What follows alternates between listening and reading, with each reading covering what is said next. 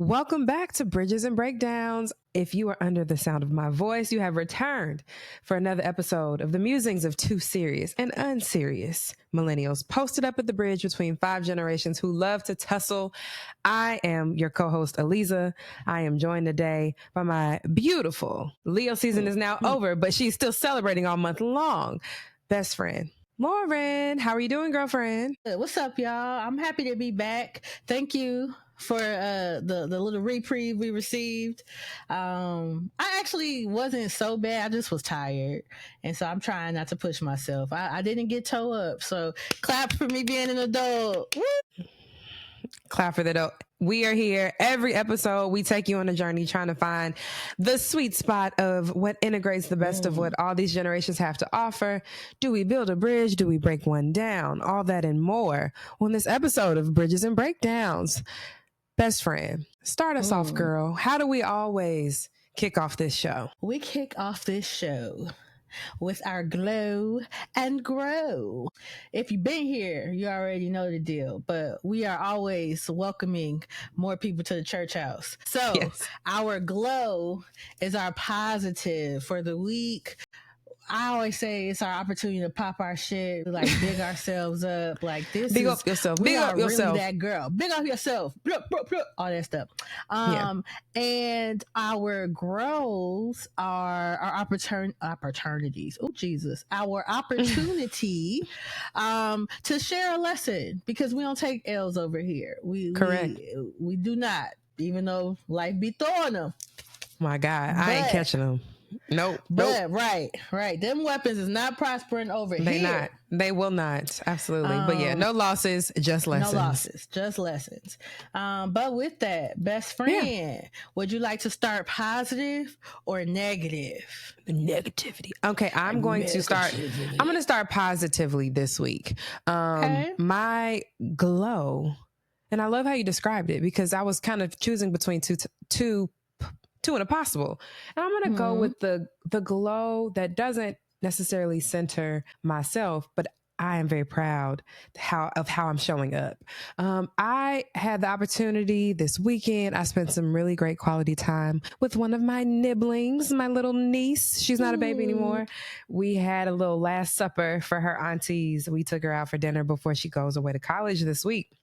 And so I am proud of the young woman she is blossoming into. And also, it's crazy as like the aunt who was childless for so long in this side of my family. My husband is the baby of 4 boys. So we have lots of nibblings, and we were like, the fun auntie and uncle who was double income, no kids. So we were, doing all of the things all the time. So to have children now, I am having to balance both, still tapping into, you have to show up for the nieces and nephews. And it felt really good to just spend some quality time and to have the collegiate experience is not what it was when we were going to school. And so having to make sure I'm pouring into my nieces and nephews who are in college right now, who are young adults, having to show up. This show is all about bridging that divide. And for the Gen Z babies, I feel like I'm proud of how I, as the millennial auntie, am showing up with curiosity and not judgment in their lives, and to be supportive and to be that bridge. So yes, I that will be my glow. I felt like I was, doing my best to maintain all of the titles and all of the balance of, momming and wifing and professional this and podcast that and scholar and student this, but you still have to make time for your nieces because they are very deserving of that one-on-one time. And I know you go up for your niece and I go up for all of mine. I don't play behind them. So if you hear this, I'm very proud of you. And I will show up to your school and tear all that shit up for $1. Okay, don't let nobody play with you. You got this, girl. I do it for free. Honestly, for free. I mean, I say $1 just because that means at least I was paid for it. So, but it don't even matter. Yeah. So that's my glow. Shout out to all the kids going back to college. It's crazy. Like y'all really growing up. Time does not stop. It don't. I remember when she was little and had her hair in little pigtails and stuff, and now she's locked up. When she first had her little locks, now she dreadhead down for the gods. So I know I can get sentimental, but I won't. Time is living. Oh, yo, God. Can we auto tune that? I hope she didn't blow your ears out. Chat. My bad, y'all. My bad. That's how my brain is moving today. You know, and y'all already had the ADHD episode, so you know how we rolling over here. But what is your glow, friend? What are you glowing through this week? You already know my glow is. I don't. I'm really curious. I'm about to say, not the whole birthday is the glow. I was born. That is the glow. I'm here. Praise God, niggas. Praise God. Praise God. I had a phenomenal birthday. Oh my gosh, I did so much stuff. Well, first of all, I really have been celebrating my birthday all month. And I know some people be like, oh, I celebrate all month, but like, no. If anybody's going to celebrate me, bitch, I am. Okay. So I have really been having my way. Mind you, Leo season is over, but she said, oh, no. We still have through the 31st. August has 31 days, baby. And I'm pushing them to the max. To the max, just like I'm doing Moderna, because I know she is slowly leaving my body. Oh my God. Okay. And y'all better get them. Y'all better get them damn vaccines before the government takes them away. Side note. I need to go get that. I'm gonna go get that tomorrow. Anyway, so damn, I'm finding it. Okay. So and I'm not one of those people. Now, granted, I did have like a little shindig, but I'm not one of them people that like, okay, this week we doing this. I have been doing everything by myself, just about. And if people want to join me, which I think I might start adopting that, unless I have like, I think 40, I'm gonna do a birthday party for sure.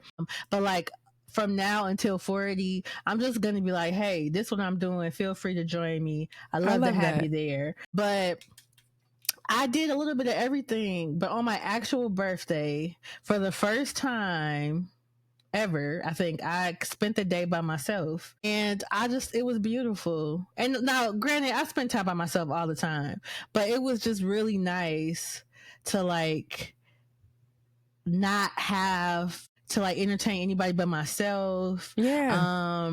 I got dressed up and cute for myself. I went to dinner. Now it was some loud mouth. I'm not gonna go crazy. Don't go crazy. Loud mouth women that kind of ruined my dinner experience, because I think I was overstimulated by the time, like, because I had dinner at 9, so I had a full day of like activities, and so they were literally screaming in the restaurant. So like I couldn't just stay as long as I wanted to. I wanted to like go to the bar and, you know, like float around, but I had to get up out of there after I was done eating, because I was getting ready to. That's like me when I was propositioned as a sex worker, and I was like, oh, got to go.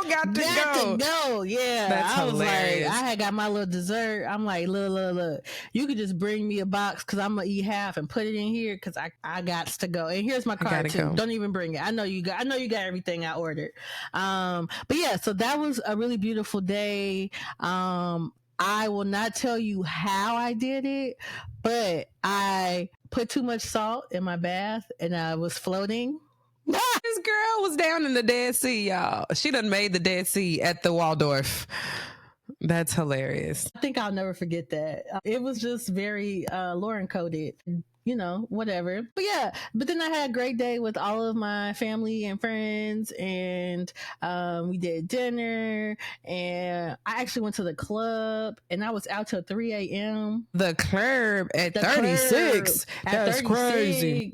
And I was pulling YNs that I looked younger than. Oh, can we talk about how like, I don't know what's wrong with you 21 and 22-year-old young men. Leave us alone. Please. Leave us alone. An 18-year-old asked me for my number the other day. Did I tell you that? No, that's disturbing. He came up to me on foot at the gas station. Nigga, you don't even have a car. If your mama is named like Toya or Ashley, Nicole, get away from me. We were probably classmates, my guy. Exactly. That's gross. Like, sweetheart, how old are you? He's like, I'm 18. I said, oh, baby, disturbing. I'm old enough to be your mama. Literally. Please get away from me. I know there's some girls your age that would love to talk to you, and they're also on foot. Get away. You know, it's so funny. I was having this conversation this weekend about, we are not being hyperbolic when we say we could be their their mamas, because us uniquely, maybe this is not unique. Gen X, y'all might have went through this too. But right now at our age, we have friends that fall into two camps. Either their children are going to college or they are in diapers. Yep. Or you don't have any yet. And it's a very odd place to be in where folks are like empty nesters, or you're not sleeping through the night because you're breastfeeding a baby, which ties into our episode today. We're talking about all things postpartum. Yeah. But yes, you really could have a baby who's 18 going off to their freshman year at ISU if we made different choices. I was like, oh, that's so cute. But get away from me, little boy. Little boy, get away from me, little boy. Get away from me. Get away from me, little boy.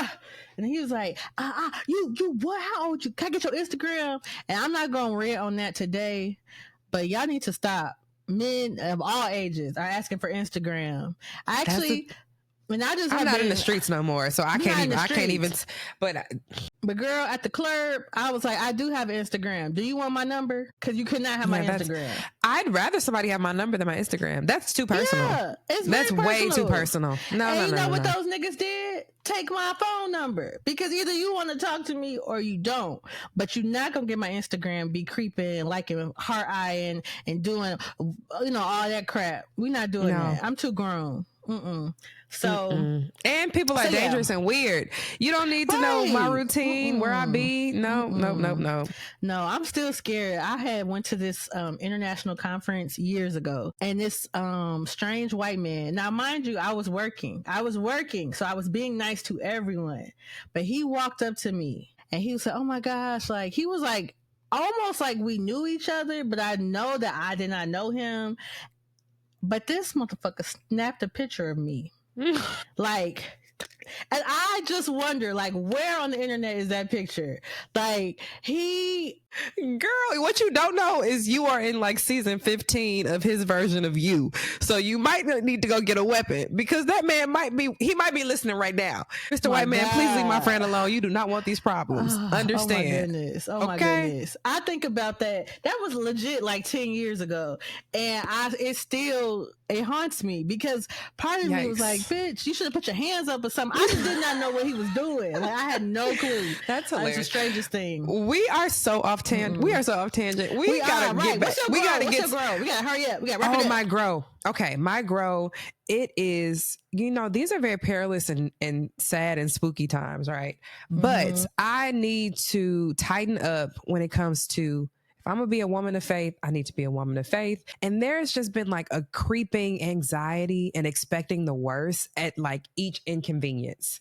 So my grow is that I need to tap back in to who I know God to be and who God has demonstrated themselves to be in my life, and just to put that faith in practice a little bit. Now, this ain't the time in life to be a spooky, scary bitch. Like, you're gonna have to walk by faith or not, and know that, hey, even if things, and I'll say this, my therapist gave me a really simple, clear, like personal checklist of like, how do you know if something is anxiety or intuition, right? Because you can like kind of rationalize that, oh, I think something's bad gonna happen because I just am sensing things intuitively, and just how like intuition gives you clarity and like a peace, and anxiety, you know that you're tapping into the anxiety when it's not necessarily giving you any additional information, and you also can't do anything different based on that feeling, right? Like, what is the benefit of you being worried and thinking the worst? It's not going to add any energy to solving the problem. And if the worst does happen, you're gonna show up depleted because you've been stressed out and a negative Nancy and all a scary Larry behind it. So I've just had to like, okay, when things are starting to kind of go south, or they appear to be, I just need to tighten up a little bit and be like, girl, God did not create you to be spooky boots out here. Tighten up. So that's my personal grow. I gotta fortify myself and as best I can, which, this world is crazy, child. But what about you, Fran? How are you over there growing and holding yourself accountable? It's so funny because sometimes we are like Same. But what I will say is that I am growing. The way you put it was beautiful. I feel like mine right now, I am through a difficult season. Season. That's the word. Okay. But right now, I feel good. Ooh. I'm not afraid. I love that. Of what I'm going through, right? Yeah. But what I am afraid of is me losing that faith. If the trouble lasts, you know, right now I'm trusting, I'm believing. Yes. But like, if I really gotta activate my faith and I start getting like where I'm a little antsy, and it's like, all right, God, you know, these weapons, they feel like they're prospering a little bit. No. I'm getting pricked. I felt that one. I got you. It's okay. I'm worried about how I might just like lose that resolve, right? Your endurance. You're like, how am I going to endure this season? Girl, Holy Spirit, activate. Spirit, activate. It's okay, girl. We're going to figure this out. Yeah. You're not by yourself. No, and I know that. I believe that. And it's so funny because Mommy Gray gave me like 3 vials of blessed oil. And I always carry one in my purse. I have one upstairs. And so I like found it and I've been like carrying it in my pocket and just like really like, that's beautiful. Like it's got like a tiny little mustard seed in it. So I have just been telling myself, because I know myself, right? I know that I can get through it because I have done so many hard things in this life. Exactly. But, you know, the kids always talking about crashing out.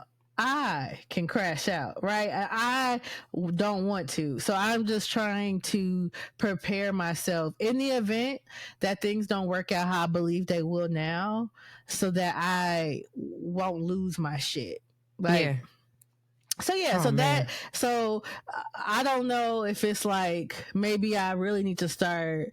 I got this like meditation book. Like I'm really trying to like work up a good routine that will allow me. Cause like when we, had did Seek, with Alfred Street, you know, I was praying more and I was being intentional about thinking. You had about, a practice. You had an actual. Right. Yes, you had a practice. And like all things, especially because ADHD got hands and feet right now. I don't have no type. I ain't got no routine. I'm just living life. But I'm trying.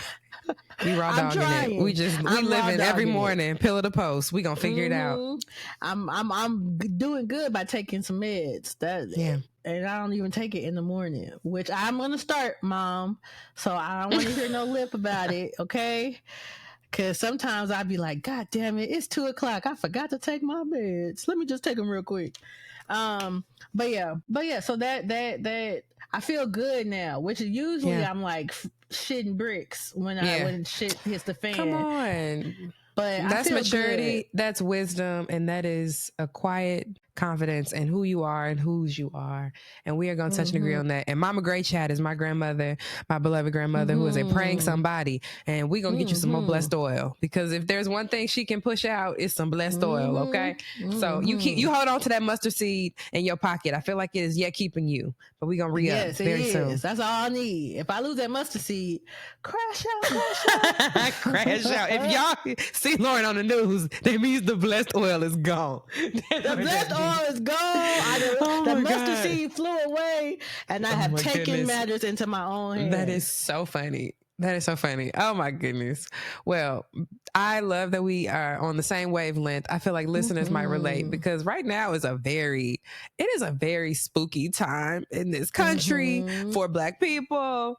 And yet here we are, still trucking, because that is what we do. I guess that is what we do, and that's who we are. Overcomers, survivors, and this will be no different. Friend. So on that subject, I'm going to transition us to the "Whoo Girl, What is Going On?" It is our segment where we talk about all things current events, things in the news cycle, pop culture. We are long distance best friends, yap and text throughout the week. We're very busy professional girls. So this is an opportunity that we take to actually bring up things that are in the headlines and chat about them, process them, analyze them from the unique lens of two very serious but unserious millennial young women. So what do you have up first for us to talk about this week, friend? What's been happening? What is going on? What is going on? The beautiful, incomparable poet, mother of queens. Yes. Just all around amazing woman, Miss Vivian Ayers, belovedly known as Mama Turk, the mama of the great, one of my role models, Debbie Allen, as well as her sister, Felicia Rashad. She went on to glory. She did. How old was she? I think she was 103. I meant to go look. She had made 100. She was definitely a centenarian. She was over 100 years old. So she lived a good long life. My goodness. She had the biography on that woman. She was a Pulitzer nominated poet, the first Black faculty at Rice University in Houston. She didn't play one of my favorite stories, not to talk about the, God bless the dead. We ain't gonna talk about that daddy, but that story of her shooting at her ex-husband when he came around that house. Oh my God. And she said, "Girl, you don't cross foot over this threshold again. I'll take off your pinky toe, bitch." Because he threatened her child. It was actually, y'all need to start talking to your grannies for real and ask the real. I feel like we romanticize them old relationships so much. Have a real conversation about what was going down in them 40s and 50s and 60s, my girl. So God bless the queen. Her celebration of life was so beautiful. It was so like beautiful. It was like a celebration of the arts, which is like, of course, absolutely. That's how you toast the queen. Honestly, let me make sure I bookmark that for my own. My God, Lauren has so many random for years. She really has. Oh my God. It's very morbid, but I respect. It is gonna be it's gonna be a wang dang doodle. I hope I'm not there. Lord have mercy. It's weird. Like, you don't want to think about like having to be, you're like, oh my God, who's gonna go first? We're gonna be good and old with a lot of stories.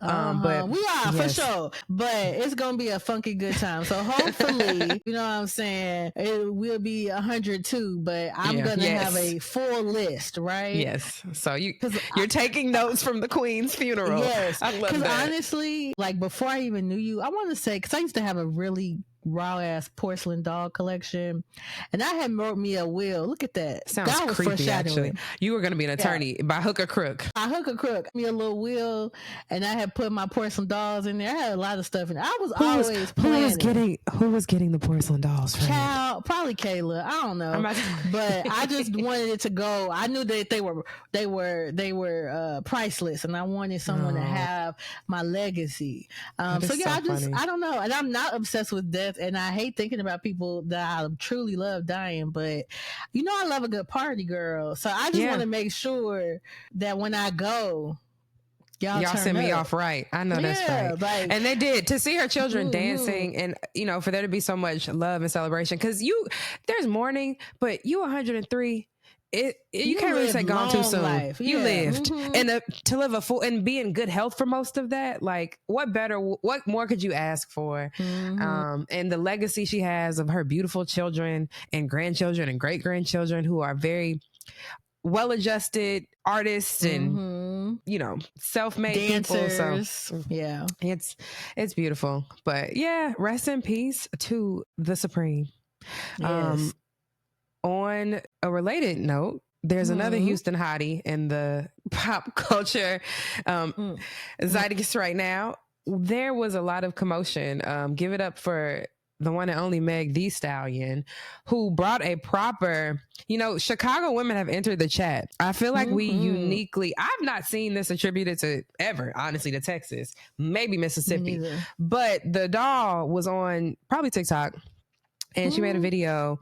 No, it wasn't. Okay, it was TikTok. No, child. It was one TikTok, Instagram. I feel like she cross posts, so it was on the socials. She had a video that went pretty viral and picked up a lot of commotion. Of her, she's now dating Clay. What's the light skinned young man? Clay Thomas. Splash Brother. Yes. Plays for the Warriors. She got herself a baller. They're very serious, it seems. She had made his favorite meal of hers is catfish and spaghetti. And that took off like wildfire. I guess we don't have enough to talk about online. But there were debates, of course, around she not only is cooking for this nigga, she made his plate. And then it got real witchy because everybody was accusing the doll of like, okay, this is a Creole girl from Texas. You know what they say when you make a man spaghetti. And that did tickle me a little bit because why are y'all like this? But also let's give it up for the fact that catfish and spaghetti is a Chicago delicacy. Staple. Yes, it is. And I'm very proud that this entered my life personally. You know, I feel like I was the resident expert in all of the group chats around. Now niggas are asking for catfish and spaghetti and they like ask Alyzza how to make it. And I'm like, oh, we cooking for dudes now? Oh, no. I know, I'm just playing. Food. I ain't gonna say no names, but just know I was sending screenshots of get this specific type of fish fry. Okay, this is the one. So yeah. I felt like a subject matter expert. If you don't know, don't put a little coleslaw on the side with a piece of white bread and some Louisiana hot sauce. You are cooking with grease, literally. You will trap a man very easily. Okay, he'll never go home. Right. My granddaddy, we used to have a nice little garden salad, and I used to put Catalina and ranch mixed together, and we used to have that is an elite combination. Yes, you know ball. Yes, girl. I love that. Yeah, I had a really good date night one time. I told this man that I was dating that's what I wanted. And he went and he didn't know how to cook, but he went and got all the different items down to the pop. And it was during COVID. It was great. Now, granted, I make some fire spaghetti, but I don't cook no more. So I was impressed. I will say this: my notes for Meg, none. It looked delicious. It did. Granted, she added a little extra sauce on top, but it's probably because he was used to like actual sauce on the spaghetti noodle. Yeah, well, I will say the only note is a Hawaiian roll don't go with that. I wouldn't serve that with a Hawaiian roll. That you need some white bread, my baby.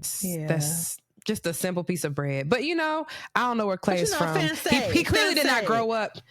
Okay. No. But yeah, he didn't grow up eating like that. So I feel like wedding bells are probably on the. Do you think this is a ship that? Do you think it's real? One and two. Do you think it's gonna last? Okay. I definitely think it's real. I know she don't want to say how they met and like how they, because everybody's speculating about how she had one nigga and then popped up with Clay. But I feel like however they met, whatever they did to kind of lock in, it was genuine. They seem to really enjoy themselves. Yeah, he seems to really respect her. Right. And you know how, if you listen to my birthday episode, you know how I feel about men respecting the woman that they are with. There's a level of admiration, I think, that happens when there's a man who has very accomplished, when he can actually be inspired by and respect and be proud of the woman who he's with, because she has her own shit. Exactly. I think look, we don't really talk about white people business that often, but look at Travis and Taylor. Yeah, exactly. I think they probably gonna make it. Yeah, she brought him back to his roots and everything. So for them. Go ahead, Tay girl. Go ahead, girl. Congratulations. But I definitely think it's real. And I love that for both of them. I think, it's cute. Shout out to the little cousins. Cute. It's really cute. Because I'm like, she's like fiery, crazy, and he's just so mellow and happy to be there. And I love that. That's a great combination. I feel like that's a really good balanced zen for that type of energy. So kudos to them. But yes, y'all, I feel like if you had your gavel, this is the People's Court. I do. Here it is. Catfish goes with spaghetti. Catfish goes with spaghetti. Yes. And if y'all ain't never had it, do yourself. Treat yourself. Today. Or actually Friday. Treat yourself on Friday, because that's when you're supposed to eat it. It's a Friday meal. Yeah, it's a Friday meal. All right. Next case. All right. Next case. Oh my gosh. We tentatively called it Dems and GDI are fighting back.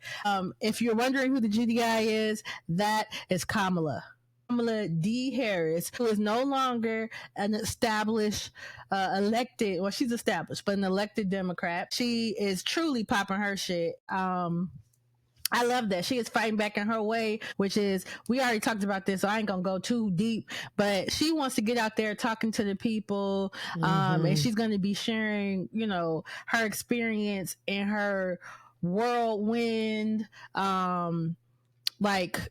it'll probably never be done again campaign that was truly phenomenal, and just what she went through. So motherfuckers is hating because it's sold out, and they like, you need to be making speeches and kneeling with kente cloths because y'all don't have no power.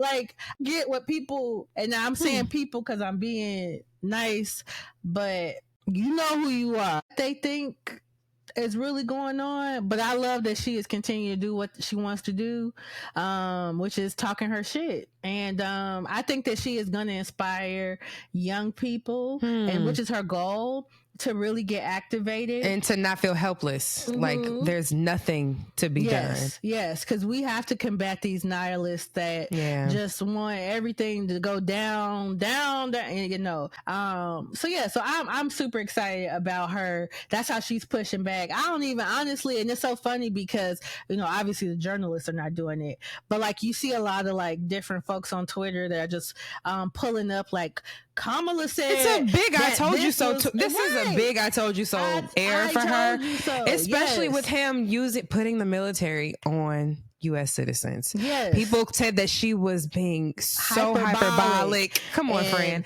That she was over-exaggerating, a fearmonger. And I, chat, as a resident of the District of Columbia, I can confirm that we are occupied, okay? Estamos ocupado, okay? They are not playing with us. It's bad. It's actually very bad here. And apparently, if Trump ain't dead by the time this time next week, he said he gonna send these niggas who here, they coming straight to you, friend. So this podcast is very much like an ecosystem. I don't know if they might be tapped in. I don't know if the federal agents are listening.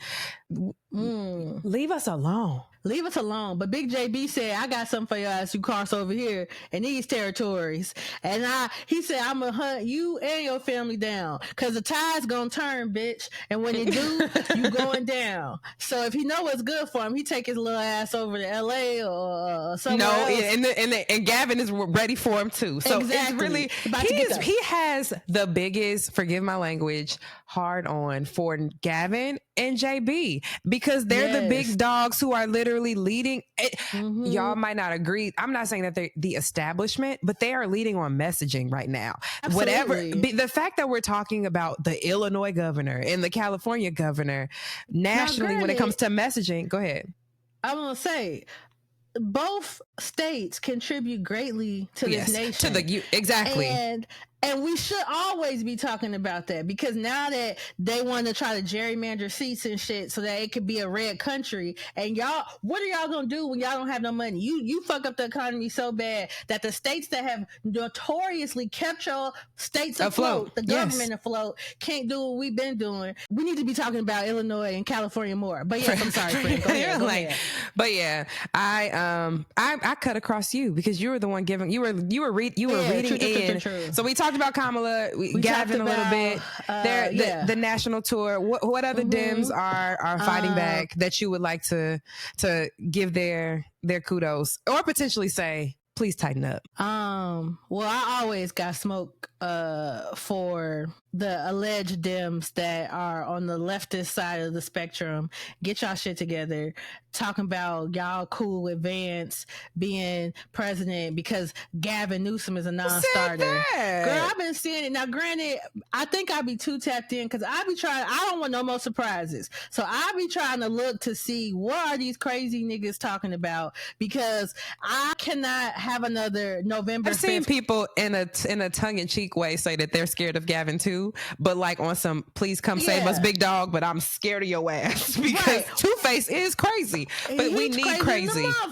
I'm okay with that crazy. We need bullies. We need somebody that's not scared to that dog in them. You gotta punk Trump. Like that's the only, I mean, if you have never dealt with a bully, right? The only way to beat bullies is to get their ass back worse than what they doing to you, because they don't respect, niceties. They don't respect just common decencies. Did you see what JB said today? And this is the thing. It's like the fact that it's like every day is something new. And that's what I mean by like it being the Illinois governor. I don't feel like don't nobody know who Rod Blagojevich is. Like the fact that we are very Chicagoans through and through. So we know Illinois politics and Chicago political families, but the fact that this is on national television where Trump's in the Oval Office saying, oh yeah, his big ass need to get in the gym, and JB is like, bitch, it takes one to know one.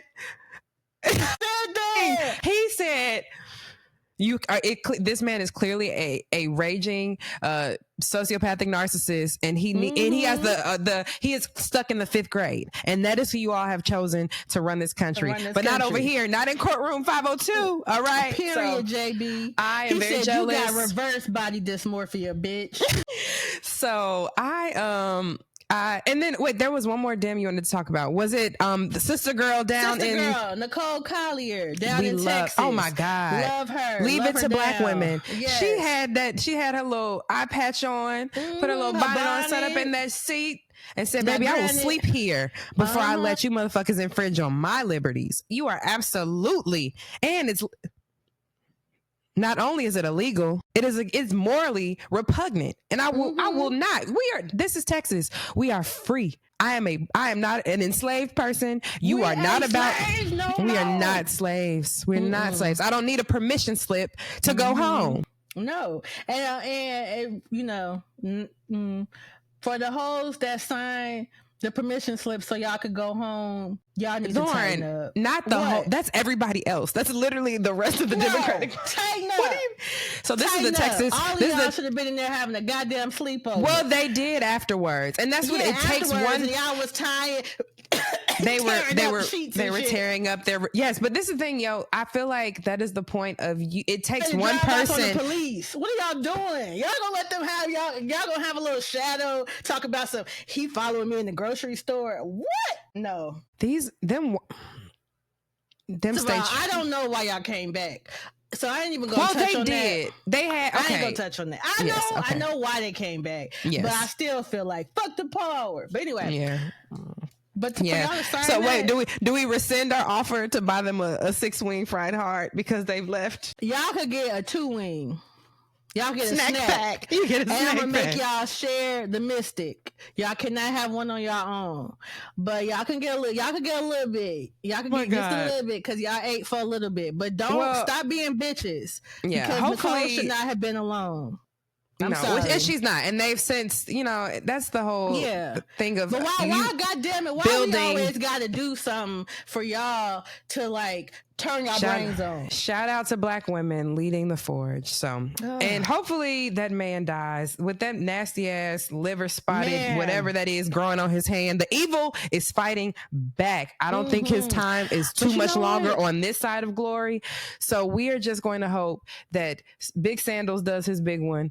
And get that out of here, okay? Get the nigga out of here. Now, what I will say, friend, I just want to not bring you down because I had seen somebody point out that Mitch McConnell has had a 1.5 feet in the grave with all types of bruises. And we've seen that man literally glitch on live television. He died and came back, and he's still here. It's the evil. I really do believe. If you're a spiritual person and you believe in good, then you probably have to also believe in evil. And I do think that there is a certain level of evil that keeps some people here longer because they know what's waiting for them on the other side. Where's Dr. Facilier? Pull these bitches over to the other side. Drag them to hell, okay? We need the Power 3 Charm Sisters. Somebody has got to deliver us from evil. Yeah, legitimately. Come through, Jesus. Please, Jesus. The Avengers, and we will see what happens. Because at the end of the day, we're like, but JD Vance, who is literally on a world tour vacation. He's just staying out the fray because I really do believe they understand what he knows his role. But we'll see what happens when the cult head of a cult following. That's what I'm saying. What happens? I need to go watch some of those Netflix documentaries on like the Bhagwan again. What happens when the cult leader dies? Does everything just where does that energy go? We're about to find out. Stay tuned. Of beta bitches, couch fuckers, and I'm ready. I might make a bot myself to spread division amongst the MAGA. Like, no, we need a strong man. Fuck this couch fucker with his his mascara and eyeliner. Nigga do his makeup better than me. He do his makeup better than me. And I remember that one time, what was it? His official government photo, he didn't have his eyeliner on, and I thought it was a goddamn vampire. He needs to cut the shit. Wear your shit all the time, nigga. But okay. All right. Last thing up. We're on Woo Girl, so we can get to your favorite segment. Yes, girl. As the Miss Niggas over here. So the last thing we thought it was just very funny and cute because we love little Sienna Wilson over here. If you don't know who that is, it is Sierra and Russell Wilson's little girl. She's not too little anymore, but there was a really sweet interview. She was interviewing her mom. Sierra has a new project, a new album out. Do you know the name of the album? Cece. There's a new album. And so part of promo for this run, she let her daughter interview her, and I think they were going back and forth with some questions, and Sierra asked what her favorite song was from her mom, and Sierra is like, no, Sienna asked Sierra. Okay, Sierra asked Sienna what her favorite. Sienna asked Sierra. Girl, you see I'm glitching because the names are too similar. You take it away, friend. What was the order of operation? Sienna asked her mama Sierra what was her, as in Sienna's favorite song. What's my favorite of song of yours? Yes. Right. And Sierra gonna answer and try to, when your child about to embarrass you, so you try to change the subject. I have a child who has a mouth as well, so I overstood what was happening in real time. She was like, "Oh, I think you love Level Up, Level Up, Level Up," and Sienna was like, "Oh no." She said, "Tell the truth. Tell the truth, mama. You know what it is. You over here capping." And baby girl proceeded to pull out one of the nastiest, low down, dirtiest songs her mama has. And did the choreography. Right. 1 o'clock, 2 o'clock, 3 o'clock. She baby said ride. Run and everything. She said ride. Baby said ride is my mama. You know that's my shit. I don't know why you capping in front of these people because we in public. But if anybody is gonna embarrass you, it is a free black child, and we love that. We love that baby is free enough. But I also I'm like, I didn't see too much pushback of like, that's so inappropriate, and why would? Well, she's an artist. The little girl goes on tour with her. She's going to see songs that it ain't like she cussing for real. And I doubt the little girl know what it's about. She's talking about riding the beat. She's talking I'm just kidding. No, because I was that little girl, which is why I was so tickled by it, because my mama knew I didn't know what I was talking about. But I would I liked songs like that. We'll just keep it that way. But but that's her daddy's favorite song of his mama, or at which least, is so I think funny. He said that's his favorite song and video, which I understand why the video is his favorite, and I understand why they have 13 children, because he won't stay off that lady. On number 14. Yeah, but I just thought it was so cute. I love that song. And Sierra's she's so graceful and poised, and the media training is just. She's been in this game for 30 years almost, so she kind of laughed at, "Oh, girl, you're so silly." It was very sweet. This is what happens when you take your kids on tour. Very embarrassed, but it was a very sweet moment. Feel how you feel about Sierra or this new album. It is just very cool to see millennial moms practicing. A new type of engagement with our children out loud. Absolutely. So that girl is very comfortable being, a very smart, and not in a derogatory way like smart mouth, but a flippant, free, mouthy little girl. And I love to see it. So, because she knew what her mama was doing, but she said, no, don't you lie to the people. You know my song. I be... Let the record show. I was like, go ahead. You didn't watch that video and the choreography a lot. You about to say, I'm about to be the next Blue Ivy. I know. But yeah, so that was super cute. Shout out to them. Well, there's more that we could talk about. The child, the litany, much. Girl, when I saw the girls are calling Drake Supac, And that took me down. Oh my God. Took me down. Hold on. Actually, Drake might sue us for even saying it. Okay. Right. That's a part of my PS. I'm still going to say it though. Let's hold it. We'll get back to that. We'll get back to that. When I say I have been laughing, thank God for laughter. Okay, yes, anyway, it is medicinal. Love it. Okay, I'm sorry. I didn't even know you was going there, friend. I love it. Can't wait. Because we don't share that. See, chat. We don't be bullshitting. We are really locked in. Come on here and we just same. Yeah. And then we also don't pre-plan this, right? This is just magic that happens. It is. But yeah, without further ado, my bad, friend. You got something to say? Take it away. No, I'm saying take it away. That's for those listening and not watching. I've motioned my hand to please, girl, Miss Niggas. Give us your favorite Miss Niggas. Okay, first of all, I'm gonna introduce a segment, then we'll talk about Miss Niggas. All right, y'all. What's up? It's your resident fine nigga anthropologist, Lorryn, here with another segment of I Love Men. All of our newbies, I have a ADHD hyperfixation with lists and categorizations.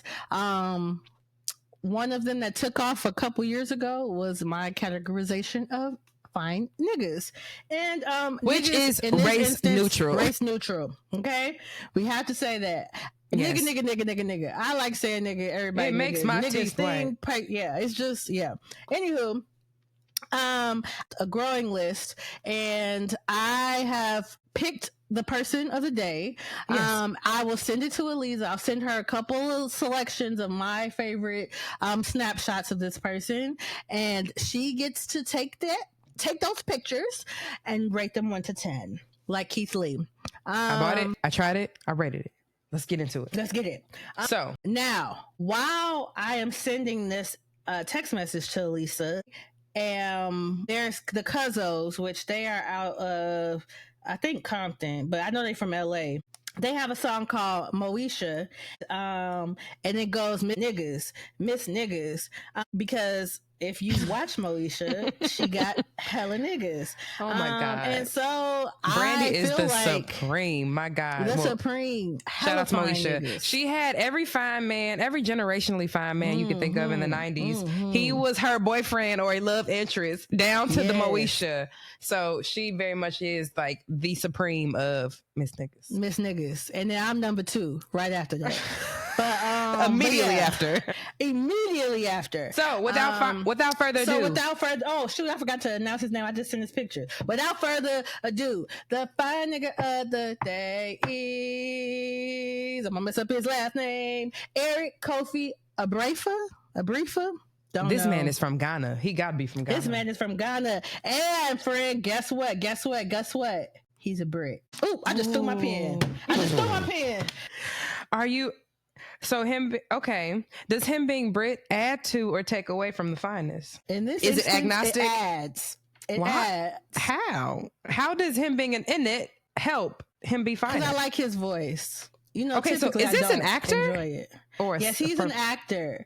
He plays a crazy nigga on BMF, but he's actually been in a lot of different things. Lord, not the 50 Cent universe. Oh my goodness. He is. But he's actually a very good actor. I mean, this was just a way for people to see his face, and I'm sure he got a good check. But yeah, okay. Love it. So you love his voice.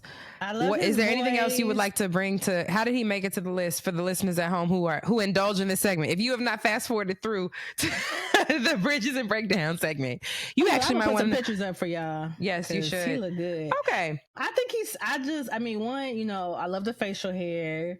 I don't know if he used to play rugby or whatever them sports is over yonder. God, but you about to get the people upset. She said whatever sports them people be playing over there. He looks very regular, and I mean that in like a you could. You know, I feel like you can regular looking niggas. Yeah, he looks like you can. I can't. So he's a Brit, and he's on BMF. He's supposed to be in Detroit. No, friend. You do not see regular niggas like him every day. Don't tell that lie. No, I wasn't gonna say every day. Okay. He don't look. Regular doesn't mean that you see them every day, but it means you can. He don't look like Aaron Pierre or Tyler Lepley, who they look like This is a man, as someone who has enjoyed her time in Ghana, I feel like I've seen a bunch of Eric Kofi. His name is what? Eric Kofi? Eric Kofi Abrafa? I don't know how to pronounce it. I don't know that I've ever heard his last name. Okay. But yeah, I definitely see him as being your type. And okay, hold on, dial it back, friend. How's he my type? Because he brown skinned and got a beard? Because he not even bald, and y'all know y'all like to lie and say I like bald niggas. Speaking of, I forgot to post this. It's a bald off today, and I missed it. I saw it. I don't know how it got on my timeline, specifically for the Chicago. For the Chicago honeys out there, you could have gone out there and got you a bald king. You could have got a bald king tonight. But it was also, again, racially neutral. It was bald men of all persuasions, which ain't necessarily your cup of tea, but that is hilarious. No. You could have gone out there and found your husband. I know, or at least number 4 on the list, on the rotation. Here you go. All right, my ratings of him. I'm going to give him, dang, friend. I feel like we need to, at the end of the season, I feel like I need to see how I rated them to see if there's any type of bias in my reporting. I'm going to give him this colorism, all the phobias and isms. And again, it's about the pictures you sent me, because I'm gonna go to this man. I sent a wide range of pictures. I know, okay. And I guarantee you, if I go to his Instagram, he's gonna look different than what you. He gonna be even finer. Oh, really? Oh, he's gonna be finer. Okay, even finer. Well. Especially the first picture you sent, legitimately, this could be a man that you met in Durham at a coffee shop and was like, I found my husband. And he's handsome. North Carolina. I know, but he that looked like him last time. He gives Durham, I'm not gonna lie. But and that's not me being pejorative. Like, shout out to the crib. North Carolina's like my home away from home. I would say I'm giving him, oh damn, you're gonna be mad, but it is a solid. I'm gonna give him a 7. I'm gonna round up because it's still your birth month. I'm gonna give him a 7. She actually means an 8.5. Guys. Oh, here we go. Okay, we are talking telepathically, but we need to go back. Why is he my type? Now you making him a run it back. Well, with the bucket hat especially, the way he's built, the way some of these suits fit, he physically looks like your type. He might need a little bit of a tailor to help loosen up some of the arms on these sleeves. He's clearly built, and he looks like a lot of Hollywood niggas be short and you can't tell, but he looks like he is your height, if not a little bit taller, and built. He does have a get to the crux of what my type is, and I like swole niggas. I don't know what it is about this picture you sent with him and this stoplight chain and the make your own way LA shirt with the bucket hat, and he's looking at the camera. He looks like he the bros at a cookout. Like there are lots of.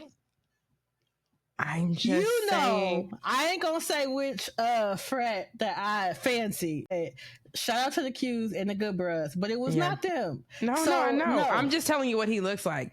Then he got this like blue silk number on. That's my favorite picture.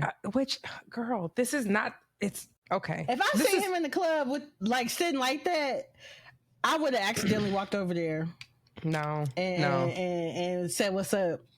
I would not buy him a drink because I'm not that type of bitch, but I might have thought about it. And you would tell him that, you're so fine. I thought about buying you a drink, but that is strictly against my code. Yes. Love that. Well, friend, I love to see you fed and full, and seeing you happy brings me joy, because that's what friends are for. This is so we're going to circle back to this chat. Yeah. Let's do some science and see how I've rated all of the men over this season, because I'm curious if I have my own bias that I need to work through. But anyway, love that for you. We are done with the I Love Men segment. We are going to transition. Miss Niggas. We're going to transition over to the Bridge segment of the show. We had an incredible conversation that we have lined up for you all today. We had remember the series that we were very curious about: pregnancy, prenatal, preconception planning. We talked about with Monica Mata over at Conceivable. We talked with Dr. Chica about, now you find yourself pregnant, or all of the things with our reproductive health and sexual health. How are we prioritizing that? How are we taking care of ourselves and our mental? And today, We're talking about the fourth trimester. What I feel like Chica mentioned, a lot of the planning we talk about when you're pregnant, let's put that energy into what happens after the baby gets here. So our curiosity led us to have a wonderful interview and conversation with friend to the show, the mommy doula extraordinaire, Ariel Ware, who is a postpartum doula. And we talked about all things fourth trimester. So meet us over on the main stage. It'll be a great time. We'll see y'all on the flip side.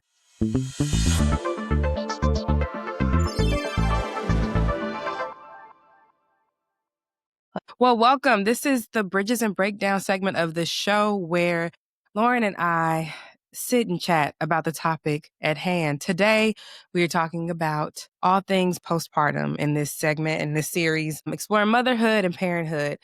And the goal of this segment is to approach this from the perspective of the millennial lens, trying to figure out what things we should glean from the older generations, what things we should leave behind, what inspiration we can find from what the younger generations are doing coming up after us, and what things we need to really provide a little bit more context in the middle and find that sweet spot of things that we're going to ideally make everyone's life a little bit better. Without further ado, Lorryn, why are we talking about this topic today? As someone who is still in the window of potentially having children, and I like to plan, for things far, far out in the distance, I was really interested in how I could best get back in like the swing of things, because I just know from my personal hormones dipping and all the different things that happen without babies, I'm a little afraid of like, once I get out the hospital, like, oh, whose baby is this? So learning more about like that ease into motherhood with a postpartum doula was like, well, there. And then like baby nurses. So I just was really curious about all the options that we have at our disposal, and then also just learning more about it, because I feel like people think of doulas for like help with the birth, but don't really know how a doula can support you postpartum. And I might not know everything. So I'm very curious to be here with this expert. So Lisa, I know you had a postpartum doula. So come on, I did. And so I'm so glad you brought it back to the whole theme of this season, which is curiosity and mistakes. And definitely was a mistake I made my first pregnancy, not having a postpartum doula. And so the curiosity for me came in the asking myself, what do I actually need to be set up to be the most healthy, whole version of myself, even in the middle of the most trying and transient time in your life is when you are, and vulnerable time in your life is when you are postpartum.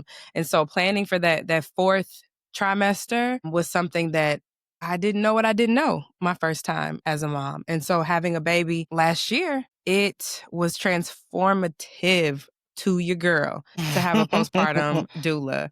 And so I was really excited that we had the opportunity to actually have one join us on the main stage. Yes. I'm without further ado, I want to give it up to our guest today. Where? Yes. Hello. Thank y'all for having me. Thank you. Of course. So for all of you all who do not know Ariel Ware, aka Mommy Ari, I'm Ariel, Renaissance woman. Yeah, sure. That's what we'll go with. I'm just your average wife, mom, doula, bookish, thespian soldier in the army of the Lord. In the army. A girl's girl. Yes, we love. That was her bio that made me crack up. I had to read it how it was written. Yes. But Ariel is a great friend of the show, but also a great friend of ours. We have been friends since high school. And I was about to do the math and I don't even want to do that. Right, so we're not going to count the numbers. Let's not do that. I was going to tell y'all a number, and no, it was just going to be bad. But yeah, so Ariel has been a longtime friend, and she recently launched her own business with doula services with Mommy Ari. And so we thought she would be the perfect subject matter expert to bring on for this part of our pregnancy series. So welcome, Ariel. Thank you. Thank y'all for having me. How you feeling today, girl? It's a day. God is good, though. God is good. We treasure honesty on this here show. So God thank you for being here. All things considered, friend.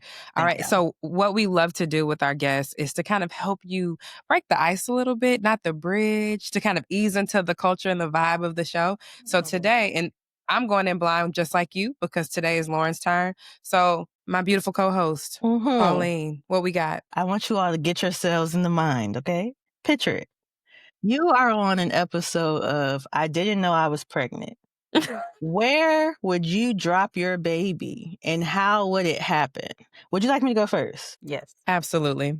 I just ate a spicy ramen bowl in Orland Park Mall. I go upstairs to Charlotte Russe. I'm crumping and poof, water breaks and I delivered the baby right there. Take it away. Ariel, would you like to go next? You are the guest. I'm happy to go if you need a little bit more time to think through this one. You go, because mine was just completely inappropriate. No, but that's what we live for, that actually. Okay. Let's hear it.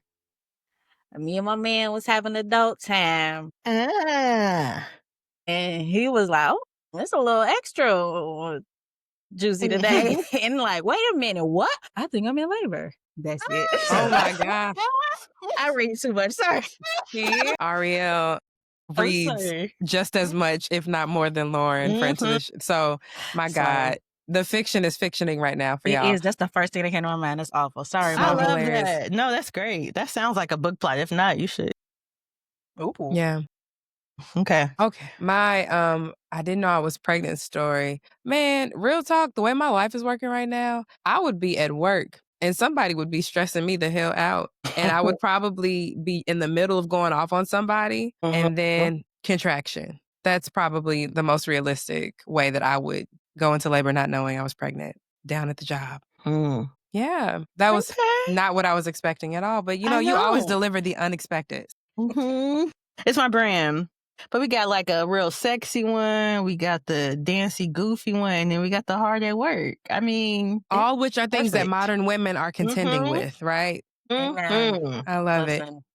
So, Ariel, we're going to start off the top of the show to just understand a little bit more about what brought you to the work of being a postpartum doula and how did becoming a mother shape or shift that path for you? Tell the people a little bit about your journey.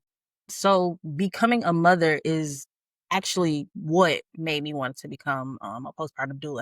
Just the struggles that I had during postpartum and how I wish I had that support. And I did have, support from my husband, but, he only knew so much. I only knew so much. So I wish that I was able to have the support of somebody who knew what was going on. And it's just like, oh yeah, that's normal. This is fine. Everything is okay. Like, this is how you do this. I'm here to assist you with that. So yeah, I was just like, I don't really want any, if I can help it, I don't want other women to feel like I felt. I was like, man, I should do something about it. And funny enough, it started as a joke because my best friend, she gave birth during the pandemic and she could only have one support person in there and a doula. And I was like, well, why don't I just become a doula and then they can let me in the room with you or whatever. Now, granted, it took me a little longer, but that's kind of what planted that, what really, I guess I planted the seed, my experience, and then that kind of watered the seed. And it was like, okay, maybe I should do this. Do you want to? Yeah, I feel like just to kind of be grounding, because Lauren and I, we're coming into this having a little bit of context about what it even means to be a postpartum doula. So maybe before we dive in anymore, can you give a quick synopsis of what a postpartum doula even is? Okay, so a doula is, I did my homework. It's a Greek word, which means female servant. So essentially what we're there to do is to support the birthing person, during birth, and obviously postpartum is after they have the baby. But it's really just to give them support, that extra level of support and help and care, and to provide all the information that you can help them with, and the knowledge. Is really just a servant, like the word says, like just helping them to get through it. Like Alyzza said, that fourth trimester that people don't talk about. Like, okay, now you have this baby. What do I do with it? Yeah, I think it's very common. People, I think, are becoming more aware of what a doula is when they're thinking of labor preparation. So thinking of people helping you with like what to expect to prepare yourself for labor and delivery. But kind of at that point that the baby is earthside, even as a first-time mother who had a doula, for labor and delivery. I did not do any planning for what that would have looked like postpartum. Yeah. And just like some quick stats to kind of ground some of this conversation, 1 in 3 women experience some type of physical complication postpartum, right? And that's just with the physical side of health and wellness. Then we talk about the mental side of health and wellness. 1 in 7 women report some symptoms of postpartum depression. And a lot of times it can even go undiagnosed. So we do a lot of preparation for mom and baby. But at the point that the baby is delivered, it's kind of like... sucks to suck. Yeah. Figure it out. Yeah. And that's what scares me, child. Because I feel like, when I'm really nervous about things, I can lock in and get through it. So I know I could get through pregnancy, birth, but after it's like there is no end. Like you just have to raise this child. Baby, talk about a spiral. And then the thing is too that you right now, Lorryn, you can do it right now. Postpartum Lorryn is gonna be a different Lorryn. It is. She would be a completely different Lorryn. And it's like, dang, I can do this. Like, why am I having these issues? Why am I having these struggles? Like, this is something I should be able to do.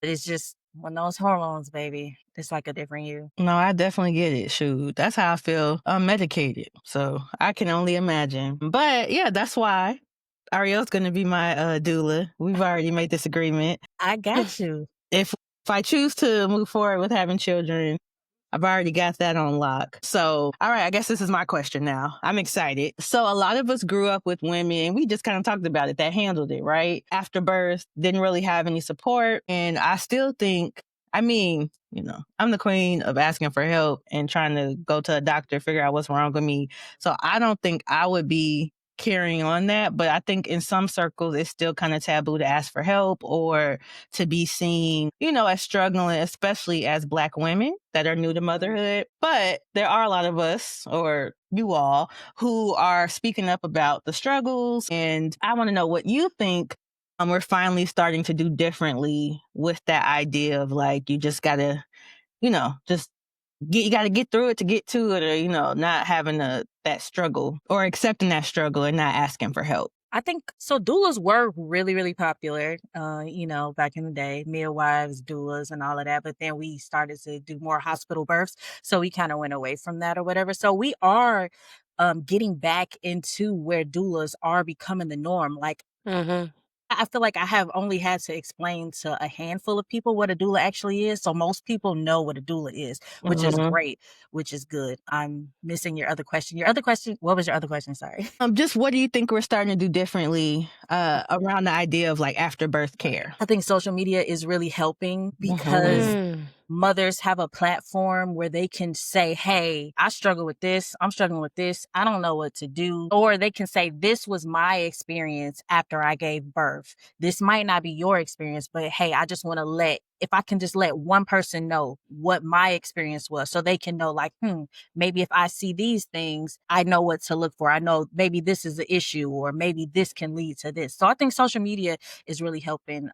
And not even just, like the public social media. There are like mommy groups, like baby center and stuff like that, where the moms chat and have their forums and like discords and stuff like that. So it's not even just like, like your Instagram and Twitter and all of that. There are other platforms that moms can use. So I think social media is really helping women to be like, hey, listen, this is what happened to me.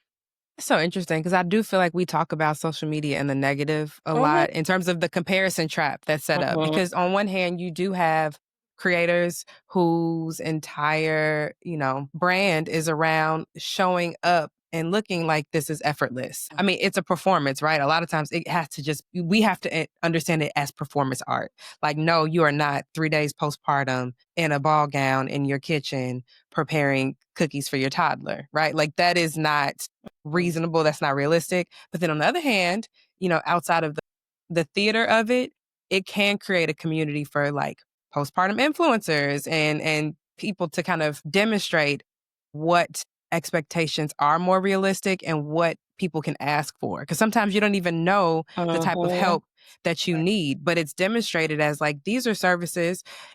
But then people also can be trifling about it. It's good about it, right? Because it's good and bad. You can have someone do a really great demonstration of like, here's my night with my postpartum nurse. And then you have a bunch of mean-spirited people in the comments talking about, you bitches are so lazy. My mama did it when she had 6 of us and my daddy wasn't even around. And Alyzza, I don't understand. No, for real. I know, right? Like it turns into like, some people could just be very feral with expecting us to labor and suffer in silence. And that being like upheld as this standard of like, that's a real True woman. womanhood. Yeah. That's like, true womanhood. Yeah. My mama did it. And that was, I'm going to ask you a question about it later, but I want to have a baby nurse and a postpartum doula if my money will allow, because I read that a doula helps like with all things and it helps with the family. Oh, not it, but your doula helps with the family as well as helping you learn how to tend to the baby. But the baby nurse will be there just for the baby. And if you have one at night, like that would be all they would be responsible for. Am I wrong? You can find a doula that you guys could set up, you know, what responsibilities the doula would have.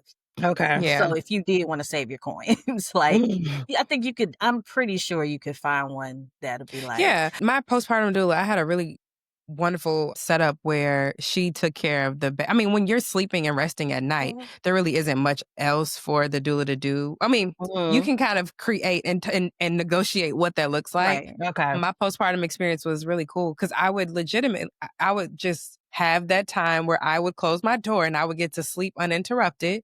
I might let her wake me up once to nurse, but she would be on the baby duty and she's doing swaddles and changing diapers and feeding him bottles. And, you know, in the newborn, that's all babies do, especially those first few weeks postpartum, is eat and sleep and use the bathroom. But she would also like do laundry because the baby is sleeping for so long. She would do his laundry. She would prep meals for us. She would do some like light cleaning around the house, just like whatever we kind of negotiated or what the need was for the family. But she was able to do both. But yeah, so I guess I bet each individual, the business side of it is also interesting to me, right? Because now it's growing and you want to make sure you're dealing with people who are like credentialed, right? And that you're not getting exploited, because I feel like some people will try to like get a bang for their buck. Like, I want you to do everything and you want to charge me this, that's too much, you know, and then like try to push back on those expectations, which is why you see the doula is like,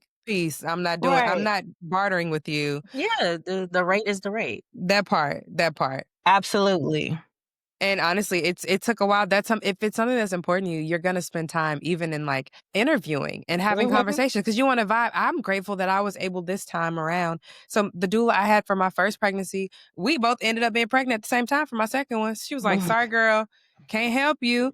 But here's some referrals, right? And so I still interviewed like 3 or 4 agencies because this is someone you're going to have in your most vulnerable time when you are literally laid open, legs to the sky, right? And then also when you're to the moon, right? And when you're vulnerable and in your home, around your children, around your family. So it's somebody that you really want to feel most comfortable around. Come on, book plot. My doula didn't fuck my husband. Now, see, that's a book. That's a Quan Mills book right there. I would read that, actually. My robotic doula. That's actually a book. I have a rec for that, Alyzza, if you want it. Oh my, of course you do. Of course you do. But yeah, all that to say, it will take time. It's like dating. The first doula agency you interview with is probably not going to be the one that, it's not like you're going to the store and you're picking out deodorant. It really is something you have to be involved in consciously. But that leads us to my next question for you, Ariel, is what do you say to the mom who feels like needing support means she's failing or she's not strong enough, she's not woman enough? What is your response to someone who's in that space?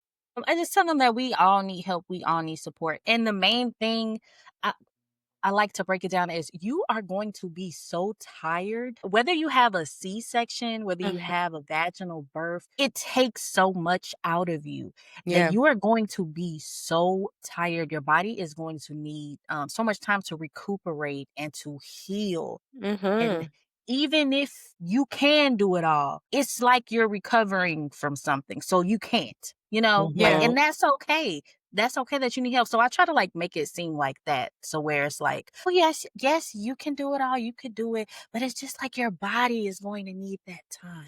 So, girl, and bitches is old, first of all. Millennials are having babies. Our first babies are much older. Right? We're the oldest generation, right? And the trend is actually increasing. And I know it varies by state, but right now, DC is actually, of the 50 states and the one district, we're like number 2 in like terms of the oldest that women are having first births. We're trending upwards of like 40 at this point, right? And so your body needs even more. You're not a young bitch, all right? You're not a youngin'. You're not 18 where you can literally pop Bounce a baby back. out and be back at the club in time for graduation, right? Although, I will say, a 15-year-old told me she thought I was in my 20s this weekend. And I was like, baby, I'm almost 40. But thank you. Okay, sorry. I got off track. My bad. I was actually grateful for that. Because, the teens be like, bitch, you old. But she was like, I thought you was in your 20s. Is it because I'm wearing the sweatshirt? She's like, it's no, the you dimples. look like it. I know. It is. The smile that make the boys go wild. There you go. My bad. I derailed us. Bouncing back, you ain't got to do that. Yeah, we're older and that our bodies physically have gone through trauma. And so you even thinking that you can like woman up and like push through it is a fallacy. You shouldn't have to. Some cultures, these women literally don't even get out of bed for it's like an extended Asian period of time. Conscription. Shit. I was watching on on TikTok, girl. This girl mama made her like 10, 20 meals and she was like wrapping her body. Oh, so cool. I was like, darn nearly. I was going to try to push it to her. Like, you want to make me 6 meals a day? I'm she was sure like, girl, no. No, she wouldn't. Dawn Neely? No. Dawn Neely is a baby nurse if there's ever one. She is only there for the baby. Now, she might be a little bit sweeter. But Ariel and me will come take care of you, friend. Yes. Yeah. And, well, I don't know. Lately, I have been open to possibly having a baby with Jesus. But if I was to have a baby with a man... Jesus? I'm about to say... no, an immaculate conception. That happened with me and the doctors. If I was to have with a man, that man is gonna also help too. That was all I'm saying. I'm not gonna have a baby with somebody that wouldn't help take care of me. Oh, for sure. I mean, and that is a very important. That's why I don't have a baby to this day, because it's just multiple opportunities, but a bitch wasn't gonna be out here. No, for sure. And then it also gets complicated, once you even have other children that are in the mix, right? So, life gets real complicated and the village has to be expansive. So it's not one size fits all for who is, the coverage of who is taking care of who. It's all hands on deck, especially those first 6 weeks, man. It is just, it's chaos. Yeah. It is very chaotic. But speaking of, I'll turn it over to Lorryn to kind of ask the next question. I was about to, the takeover spirit was about to. The takeover spirit was okay. It was flowing. I wasn't even mad. I would just jump in. But we already kind of touched on that, the double B, that bounce back. But I know that there are lots of women that are like, I want to bounce back. I'm doing, what's her name? That mean bitch.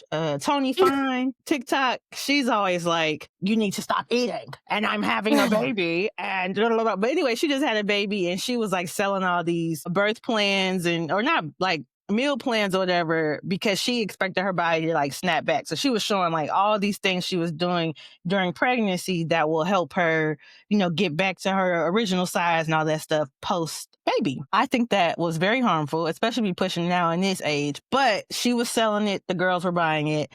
But for those who are trying to unlearn that and don't want to feel like they have to bounce back physically, emotionally, and mentally, how do you drive that home? I know you talked about like, you need to rest. You just had this major operation. Your body needs time to recuperate. But like, if they're just like, okay, well, my family's saying this, or, my man's mom came over and was asking, where her son's food at or something crazy like that. And I feel bad. Like, obviously I didn't do it, but I still felt bad that I'm not cooking for my man. What do you do in those instances? Well, thankfully I have not, for a client, I have not had to do that or had to deal with that or whatever. But, I have had to tell some of my friends' moms, like, y'all gotta chill. So I'm okay with being the bad guy. I'm okay with being the villain. Mama, the mom, the mother that just gave birth, you don't even worry about it. I'll take care of it. I will handle it. I will speak directly to whomever it is. I'll be the bad guy. I'll be the villain. I'll be the one that say, what you're doing is harmful. What you're doing is not working. Do you care about this woman? Then don't do that.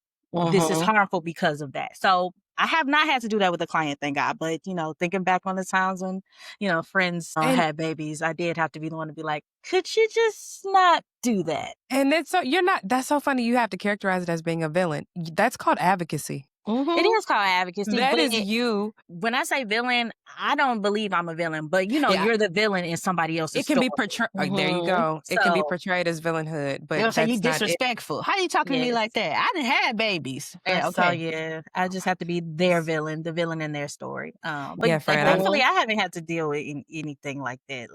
And that probably would be hard for me, especially if it's coming from a man, because it's like, who are you talking to? I talk. I love to ask questions because I am very curious, and so all of the doulas I've had, I've actually asked questions about their other experiences, and I've heard really bad stories about even women in the hospital still with men looking and expecting their stomachs to go back to being flat immediately, right? This is also just low reader.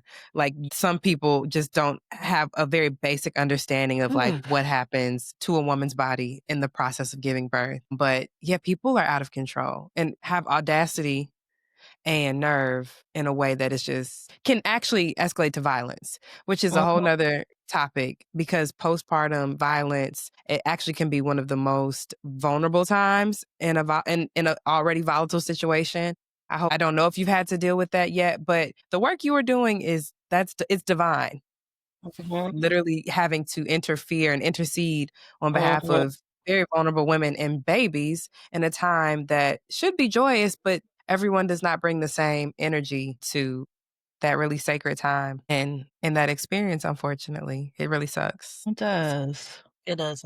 Thankfully, no, I have not had to deal with it. Thank God. Yeah. Pray for me if I do, though. Girl, people be down to the postpartum award tussling, legitimately, and it's disgusting. It's disgusting. I think that seeing a woman have to exist in her power in that way to really you've conspired with God and made a miracle. You've created life. And sometimes in vulnerable or in toxic and hostile relationships, that can really shift the power in a relationship so immediately that in already volatile and violent relationships, it can just be a way that some partners just have to shift the scales and they can lash out in really violent ways. But, we're not going to go down that bridge right now. We're going to redirect to something. I want to hear some. You say, I want to hear something. Girl, yeah, I was talking about chaos and negativity when niggas putting their hands on women. Yeah. I feel like I don't want to go. You want to talk about that? You want to talk about mama? I love a good beatdown story. I was gonna get brolic and just say well, see, this the thing. It don't be the beatdowns in the right direction. It'd be like the nurses had to pull a man off of the woman. So, do you think that gifting pregnant mothers with Louisville Sluggers to put under their side of the bed would be, hey, you might just need to knock shit off your nightstand. Low key, I hope you haven't had to encounter that yet as because you're in people's homes. There's a certain element of you don't know what you're even The people that I've showing worked with, up. I do know. I know all the people that I've worked with thus far. Well, right now, one of them I didn't know too well. And it didn't last that long. And I won't go into it. But yeah, I get it for their privacy. Very, very, very young and dealing with just things that young ladies deal with. So it didn't last that long. We tried. I want to ask, that's a question though, because I am curious about what your experiences have been with moms of different ages. Are you noticing any differences with not just the maturity level of, women who are older having babies, but generationally, elder millennials versus real young millennials? And God knows Gen Z is absolutely in the thick of having kids as well. Are you noticing any differences with the moms and the families and the experiences you're having as a doula dealing with the different generations? Absolutely. She was Gen Z. Who was Gen Z? The mother was Gen Z. Okay. The mother. Very social media focused, very aesthetic, the pregnancy aesthetic. Let me show you, this is what I'm wearing and this is how I look. And I'm just okay, we can focus on, I'm trying to get us to focus on postpartum, get us to focus on when the baby gets here, get us to focus on where's the baby gonna stay, where's the baby, let's get these things in order. And but you're young, you already, even when you're older, you don't know what you don't know, like about having a baby. But when you're young, you really don't know. You're really not thinking, holy crap, my life is really about to change. Like all of this stuff is about to change. So, it was just really hard getting her to focus. And so it didn't last that long. And, I tried, but I can only do so much because I have a child, I have a full-time job, I have a husband. So it's just like, if we're not gonna get on the same page. It was God giving bless. Kim K shopping for strollers that match the baby skin tone type of situation. And it was giving, you can't even afford a stroller. Let's get things in order. Let's try to get some things. Let's make some plans. Let's see what's available to you. Like, let's get focused. You're about to have a child. So it was a struggle. Well, I'm curious why a client, even the interest that a client like that would have in needing a doula. Like, that is interesting to me as well. If someone is that stretched, because we haven't even talked yet about paying for a doula. Only a handful of states are actually allowing doulas to be reimbursed by Medicaid. God knows what that's going to look like with all these Medicaid cuts from this big, beautiful bill. But we're not going to get into the politics of it all. It's expensive. You're mostly paying for this out of your pocket. So someone who's already pressed a little bit to be able to afford all of the things that are happening with the life event of having a child, where are you seeing the motivation to pay for a doula? This was being pushed on her by her parents and her mom. Okay.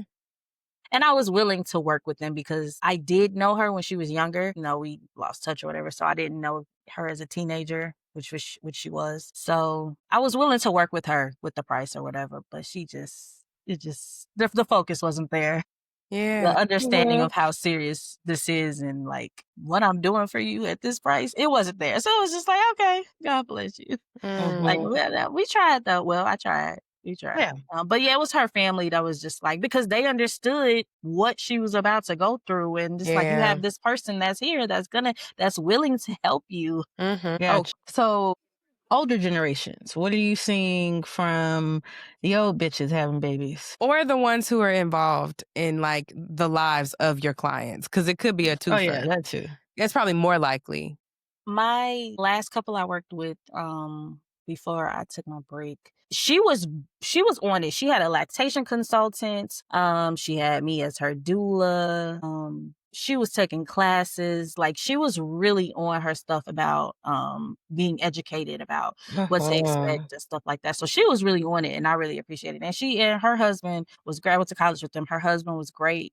So she had really good support. Her mom was there. Her mom was staying there with her too. So she was like getting around the clock. She had the Cadillac. She had the Cadillac package. I'm so impressed. I really enjoyed that experience. I really just came. Her and her husband got a few hours of sleep. I would sit with the baby, change, feed him. I helped, with dishes and stuff, like a little light cleaning, stuff like that or whatever. But I enjoyed that experience. I actually just texted him. I was like, let me know if y'all need me to come back because I miss y'all.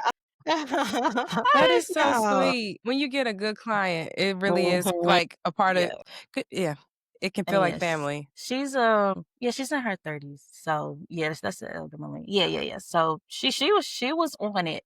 My other client, she's a millennial. She needed a little help, but I mean, we all do. That's what I'm here for, is the help or whatever. But there is definitely a difference between I only work with one Gen Zer, so I guess that maybe that's not fair for me to say. But from what I experienced, there was a clear difference. Yeah. But there should be, I guess, because when you're older, you should, know better. We don't always know better, but you should know better and want to do better. How about that? I would expect that some of the elder women or people and families would be kind of apprehensive about having a postpartum doula in the picture. Not because help is not needed, but because it's like, well, you have family. And I think there's this distinct difference. And I'm really curious for you to like say a little bit more about. The people might be like, baby. why do I need a postpartum doula? Why do I need a postpartum doula? I have a mama, I have a husband, I have a little sister, I have an auntie. What's the difference, right? Because I'm not gonna lie, I was a little bit nervous to even let my grandmother know I had a postpartum doula. because I thought that it would not even, I didn't want to explain myself. I thought that there might be a little bit of like concern, like who is this stranger you have around the baby and you?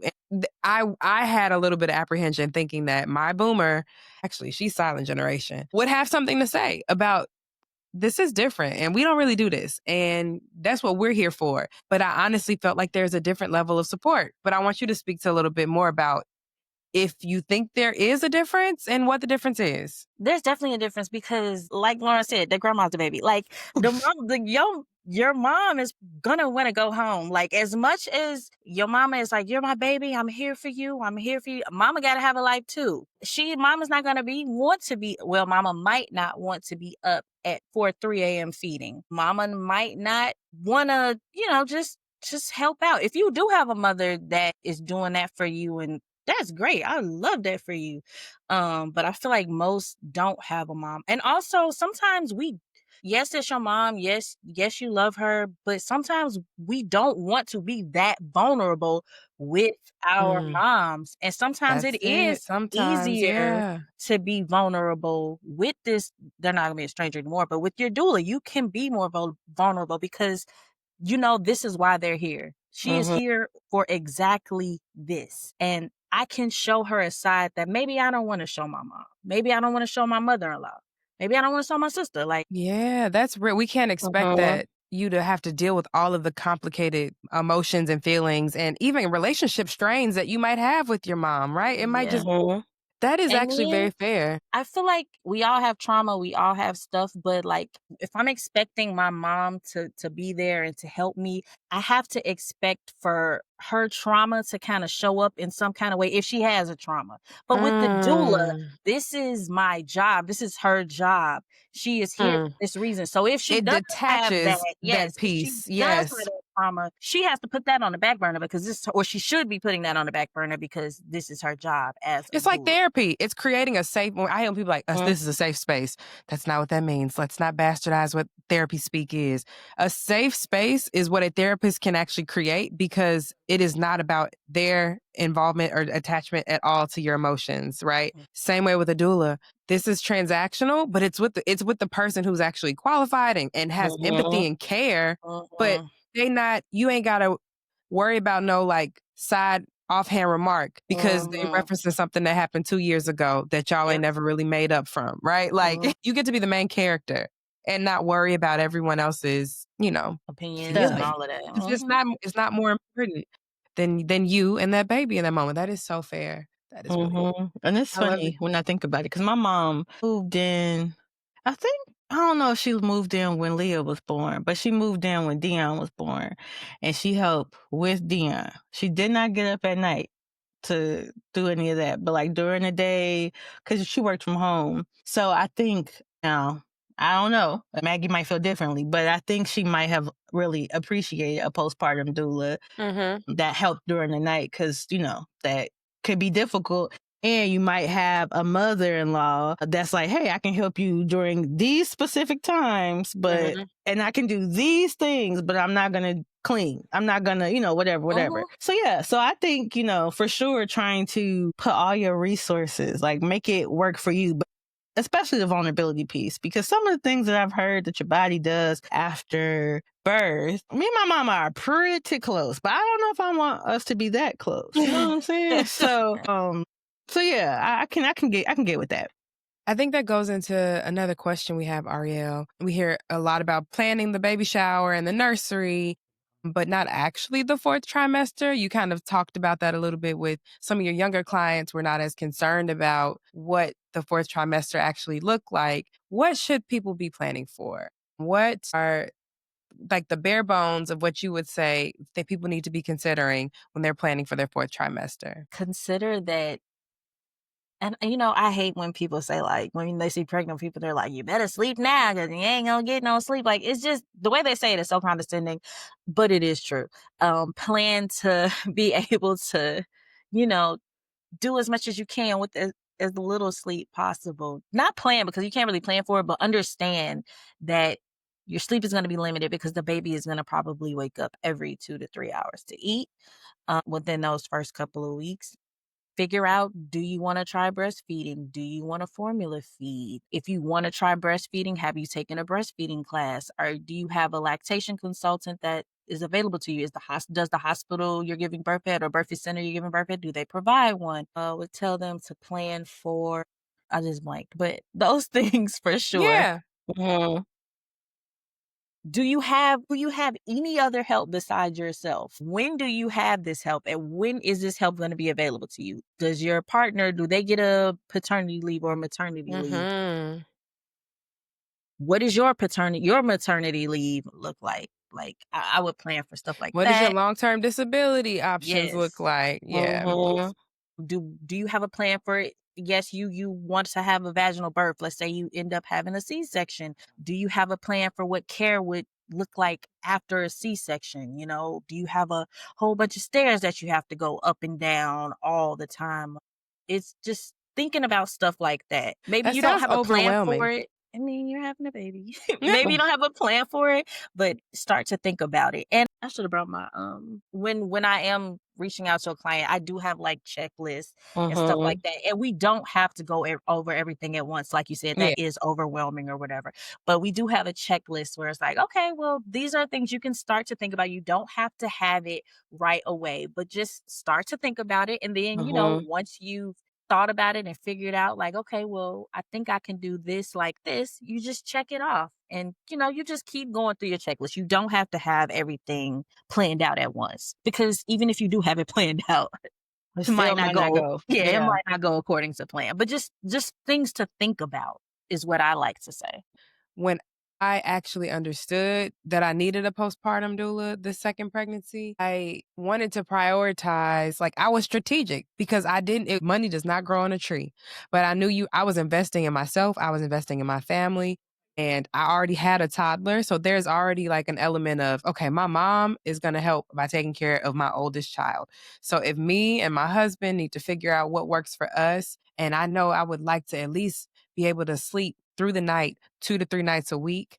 I want to have, our strategy was to figure out a package that gave us like upwards of like those first 6 weeks to have a dedicated couple of nights every week where we could take turns sleeping through the night, the both of us. And so I found, I was able to connect with an agency that I could work with, right? And that kind of had a contract that would support what my needs were. And I think that really is an important part of just having clarity about what you actually need and figuring out who aligns with that and what you can afford. And you don't pay up front, it's not something you owe all at one time. It kind of, it is something that you can, like any other contract, you can put do down a Klarna. deposit. You say Care what? credit, Klarna, care I credit. wish they did take Klarna. Afterpay. No Afterpay, because I know how trifling people are. And, right now Klarna about to go I know, about to go belly underwater. up. Look Yeah, at 'cause me y'all paying my shit down. I should have just been like a dummy. No, I'm just he gonna get it back in blood. Nah, I don't even understand that. But I mean, if I could take a little bit off my plate, like, yeah, I got the money for it, but why not break it up into 4 easy payments?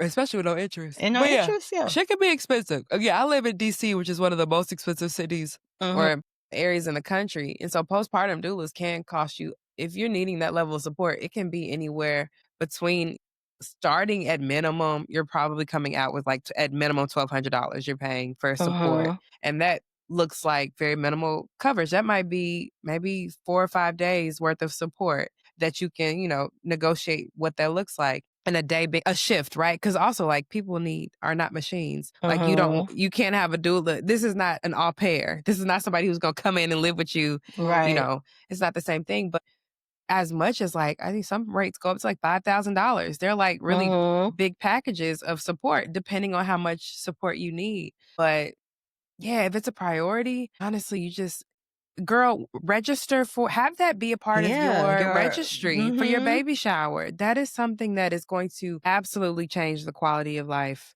for you in this transition and help you have a more easeful transition into motherhood and in the newborn phase. So, I mean, I can't emphasize it enough. If I had to do it all over again, honestly, I hate it. It doesn't have to be an either or, but if I could only have one type of doula, like labor and delivery versus postpartum, now that I'm a little bit more seasoned, I would absolutely pick a postpartum doula. Absolutely. Sorry to say. Yeah. I mean, not to say I hate to say it, but I'm like, no, if I had to pick, if money was tight and I could only afford one, give me the postpartum doula. And thinking about the complications, right? Going back to the physical and the mental health part of this really vulnerable time, I had postpartum preeclampsia with both of my boys, right? That's a very serious maternal health complication that can cause a lot of damage. It can be very lethal, honestly. And having a doula postpartum was part of me making sure I was even okay. Like they were part of my team of care givers to make sure I was managing my blood pressure, taking my blood pressure, keeping my feet elevated, doing all of the things that I actually could do to prevent having these complications. And when the complications happened, I just felt more at ease and more peace because I had someone who was there to help me navigate what that looked like. So having to go to the hospital after delivering a baby to get the emergency care that I needed, I still felt more like peaceful and at ease and calm. Like, okay, this is a complication, but there's someone here who knows how to help me navigate this. Right. And that is priceless. That is absolutely priceless to me. Yeah. Especially not having that the first time. Exactly. Yeah. That's fair. And I will say, I didn't have a postpartum doula. My doula the first time was just such a wonderful, beautiful spirit that I was able to text and chat and have like FaceTimes. I actually, in my labor and delivery doula my contract with her did include 2 visits postpartum, but it wasn't like overnight care, right? So I still got the benefit of having her expertise and having her. She was also a lactation consultant, so that was really helpful as well. But yeah, man, it just feels good having somebody who knows what they're doing and you can't be so cerebral in your head and hold space for all of the things that are happening postpartum. It helps to have a mirror who is not your partner, right? Because they have their own thing too. Your partner has their own adjustment and stuff like that they're going through. And your mama don't necessarily know all of the things clinically and medically that they need to. They're worried about you and the baby and life and all of it's good to have one person whose job is to have their eye on the prize, which is you, mother.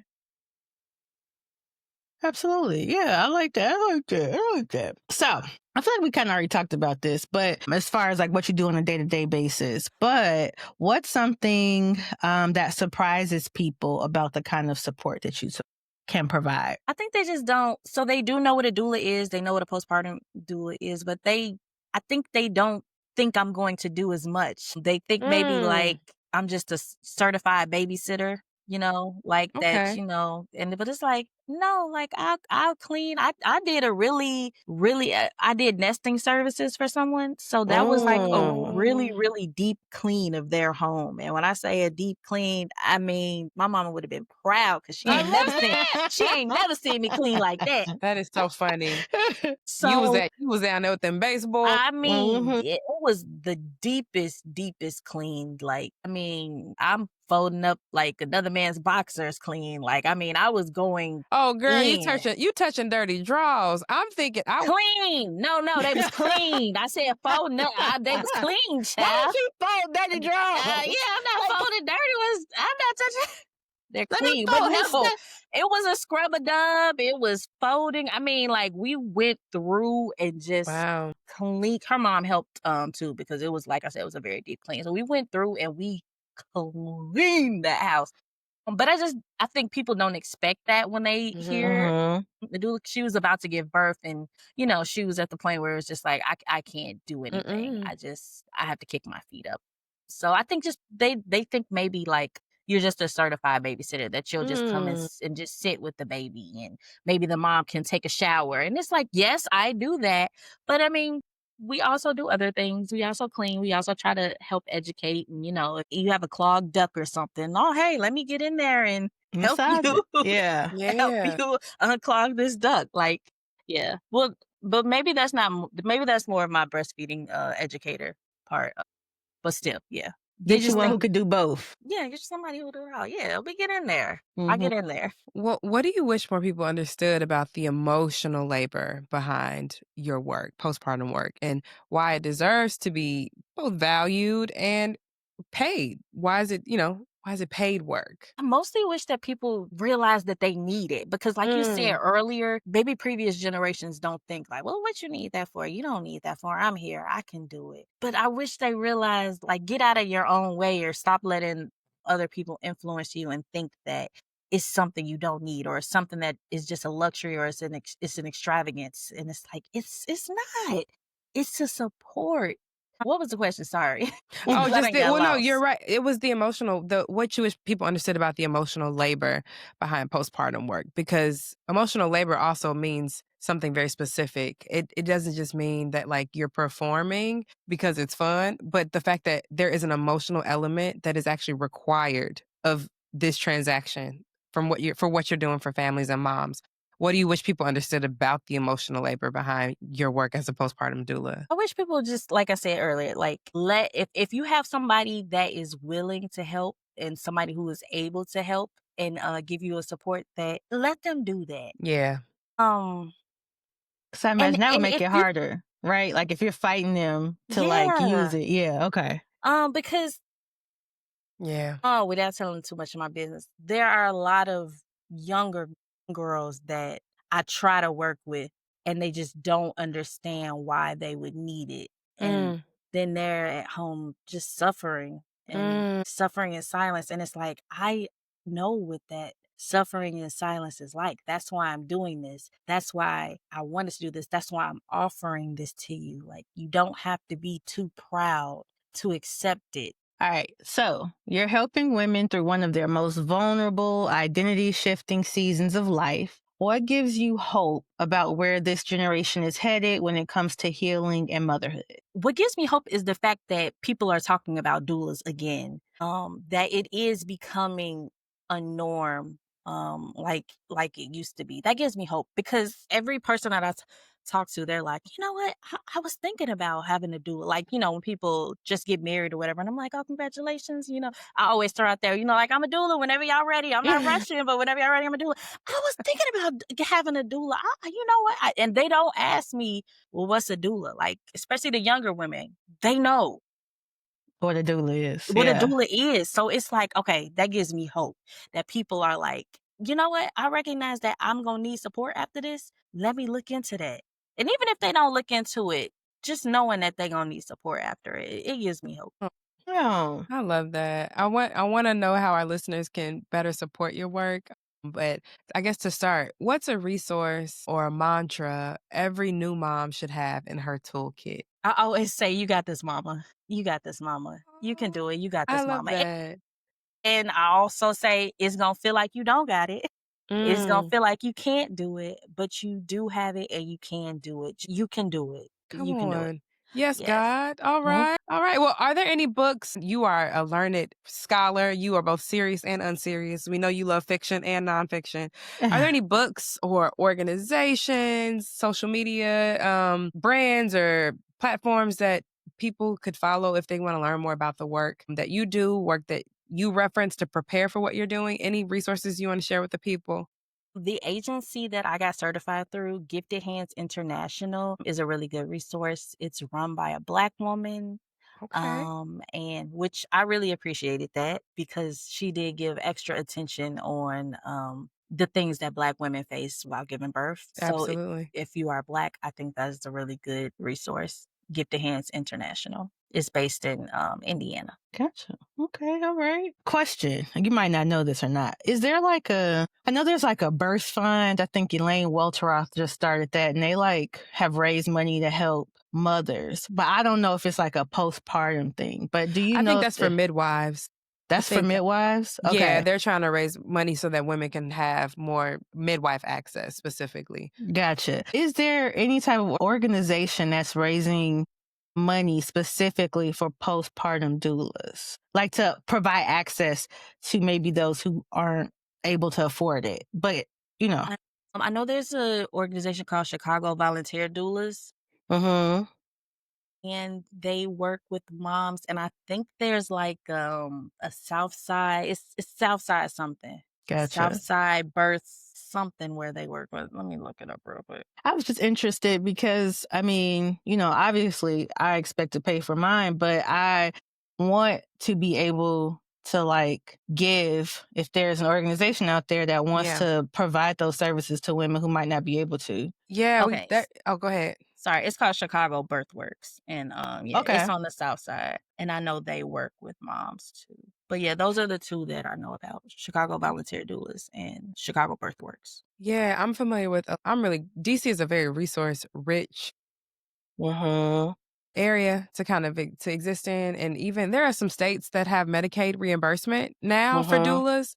I'm not sure about Illinois. DC is one where in Medicaid, honestly, most of the births in the city are covered by Medicaid. So there is a growing support base for doulas to actually get credentialed and reimbursed through the state, right? So people who aren't able to actually afford the private access would be able to have both. And a lot of times that slate of services includes like labor, delivery, and postpartum visits because it does improve outcomes. That's like at the end of the day, we can debate back and forth about, it's not really a debate grounded in evidence as to how or if doulas improve outcomes for moms and babies because they do, right? It is something that actually works. And if it didn't work, if the science was not there, states would not be paying for it. But there are some really great organizations locally. One I'm a big fan of, Mama Toto Village. They have incredible training. And actually, their model kind of includes where moms who they train moms who are interested, who've had services, who've had community birth workers who have been recipients of doula services or community birth worker services. They actually can go on to become one themselves. There's like a very exhaustive reproductive justice, like Black woman-centered approach, Black woman and Black birthing person-centered approach to this type of work. And they provide it almost like on a sliding scale based on what you can afford, I believe. And when we were looking for doula services with our first, we actually had it as part of our registry where we had folks donate to support us. It was something I registered for. I wanted a doula, and we actually matched whatever folks were able to contribute to donate it back to Mama Toto so that another family could also have access to a doula service because it is life-changing. It is very important. And it's work that I think that us as Black people who can afford to do it have an obligation to pay that forward and make sure other people can also have access to that as a community, as a village. Like we gotta, if ain't nobody else coming to save us, we gotta take care of each other. And Ariel, you are doing the Lord's work seriously by providing your talents and your gifts to make sure that moms and babies have an easeful transition. Yes, amen. In that 4th trimester. So tell the people where they can find you, Mommy Ari. My social media, my Instagram is Mommy Ari. So it's MOMMIEARIE. And you can email me at mommyari12@gmail.com. But that one is MOMMYARI12@gmail.com. I love that. So if you have any questions, we, of course, are going to have an opportunity for you all to let us know as listeners, and we can make sure Mama Ari gets them. And we might have a little call back for her to answer some of your questions right down to the social. So thank you so much, Fran. We love you. Thank you for having me. We have to have you back. I could ask you a million more questions. I know I'll have some because I'm about to do some reading. Okay. I'll have my notebook next time. Oh, I did have one question. You taking new clients just in case somebody out there is in the Yes. Are your books open? Shopping. Okay. Yeah, reach out to me. My books are open. I just got one. I always have something to do. But that is the beauty of being a postpartum doula is that, I can set my schedule and that's why I focus more on postpartum versus birth is because I have a full-time job and I can't leave my job and say, oh, I got to go get, my clients giving birth. So reach out to me and we can work something. I have one little thing I have to do within this next month. And once that's over, yes, I am taking clients. Awesome. So just reach out. I love it. So if you know a family who is expecting in 2025, if you want to be a blessing to them and Hook donate them up. Ari services, Do you know it. where to find her. Chicagoland area, correct? Chicagoland area, yes. All right. Yes. No travel, sorry. Hey, at least, for the Chicagoland area, You got to have a big bag if you want Ariel to leave Chicago for you. Right. And a private jet because she ain't doing commercial. Okay, thank you. The jet. Period. Thank you. Yeah, y'all got to fly me out. That's the kind of flyouts we talking about at this juncture in life. Fly this girl out to come take care of the important women and babies in your lives. Mm-hmm. All right, love. Well, we'll have to have you back soon. Yes. Thank you for having us. Thank you. Bye-bye.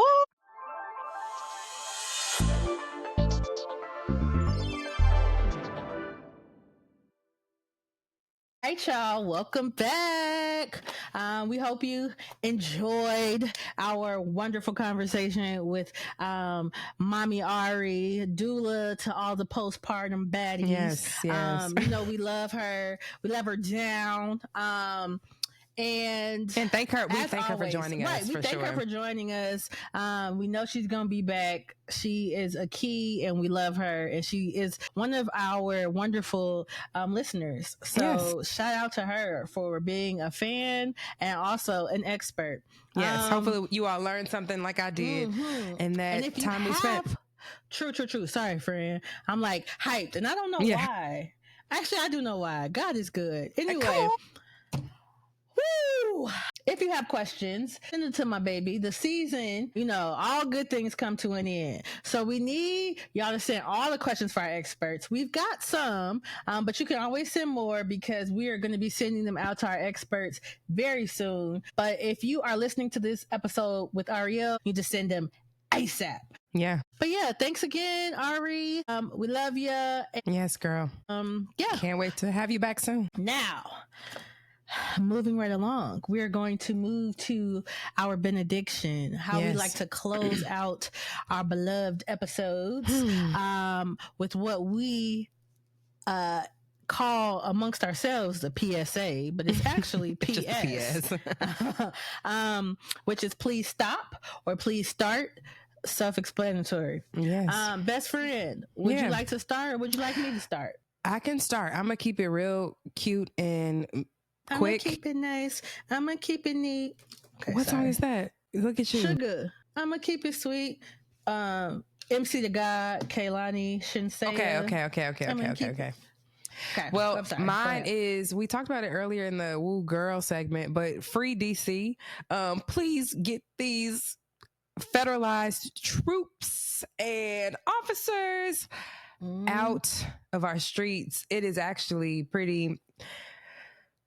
It's been pretty heavy, I would say, on the streets, and now that the kids are going back to school, especially, it's all. I feel like we've had the running joke of, you know, a lot of the encroachment on people's rights are connected. And so we can laugh and have the key about, dang, like all of the immigrants who are being targeted, when we see that overwhelmingly Black people were the only ethnic group of people in this country to vote to keep that treasonous bitch out of office. And he is making good on all the promises to illegally round up and deport as many people as he can without any due process. And we are now seeing that this strategy that this administration and the Republican Party is executing is a battle tested ground in DC, because we are a stateless people. We don't have statehood. We don't have the protections and the provisions that other states have, even though we have a population that's bigger than a good few states. So it is just, DC is historically a very Black district, and we still are. So to see Black and brown people Chocolate have to City live, forever, bitch. it is to have second class citizenship, to see these babies are starting to go to school this week. The first day of class was yesterday and today for DC public schools.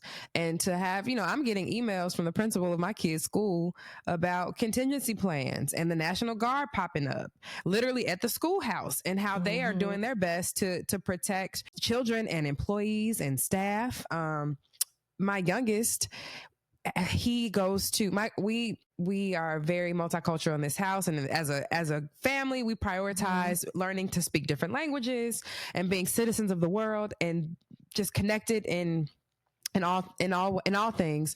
So my kids are in like Spanish and language immersion classes in schools, and so we had my youngest son. He has like his daycare has an annual picnic, and I had gotten an email that it was getting canceled, and I just had quickly read it and assumed it was about the weather, because the weather is so bad in August. It's hurricane season. I was like, oh, they got rained out, it'll be rescheduled. But then my husband was like, oh man, it's messed up why they had to cancel the picnic. And I went back to read it, and it was the owners in good faith were like, we in this climate do not feel safe having it's an event that's always actually like in one specific really popular part of town, like because there's so many open parks that are beautiful and safe and gorgeous in DC, and we always come out, it's like a cookout, it's fun, kids have a great time.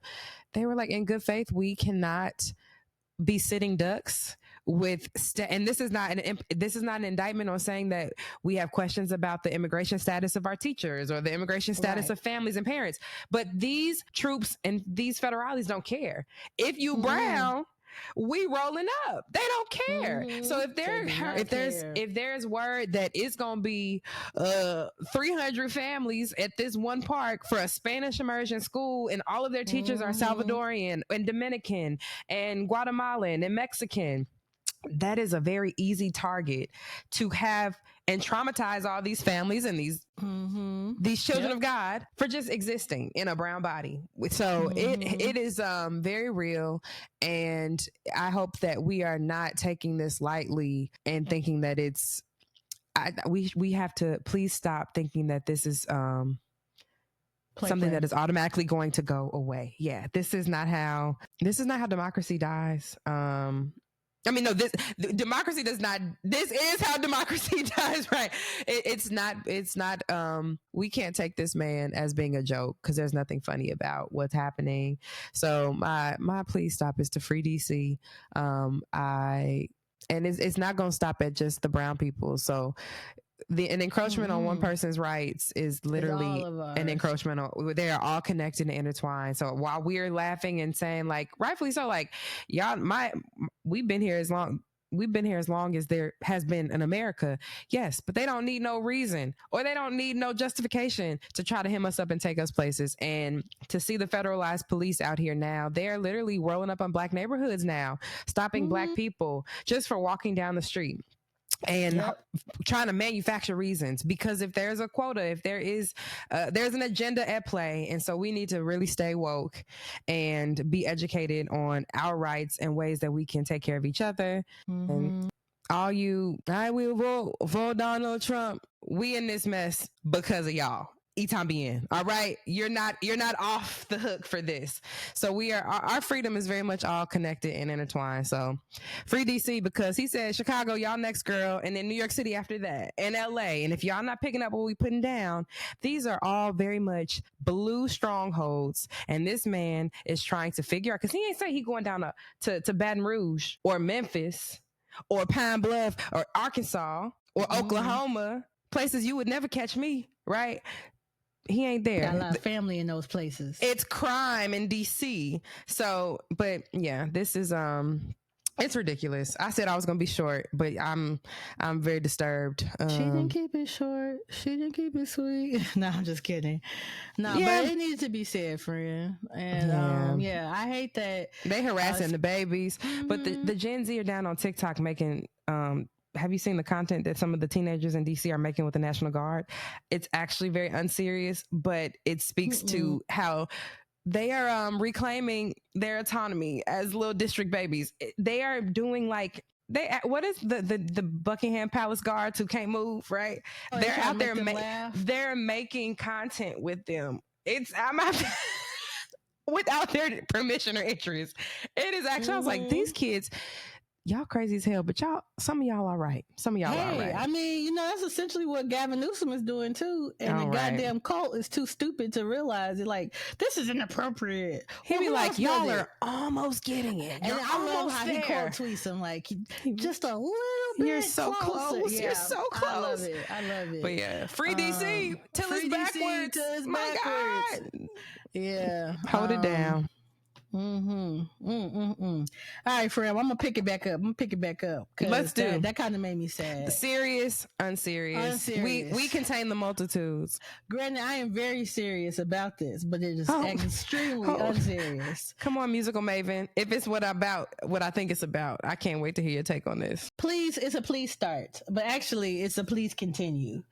Making fun of Aubrey Drake Graham. It has warmed my heart more because I already have a warm, joyful heart. Yes, you do. To see him continue to get clowned for being a dork.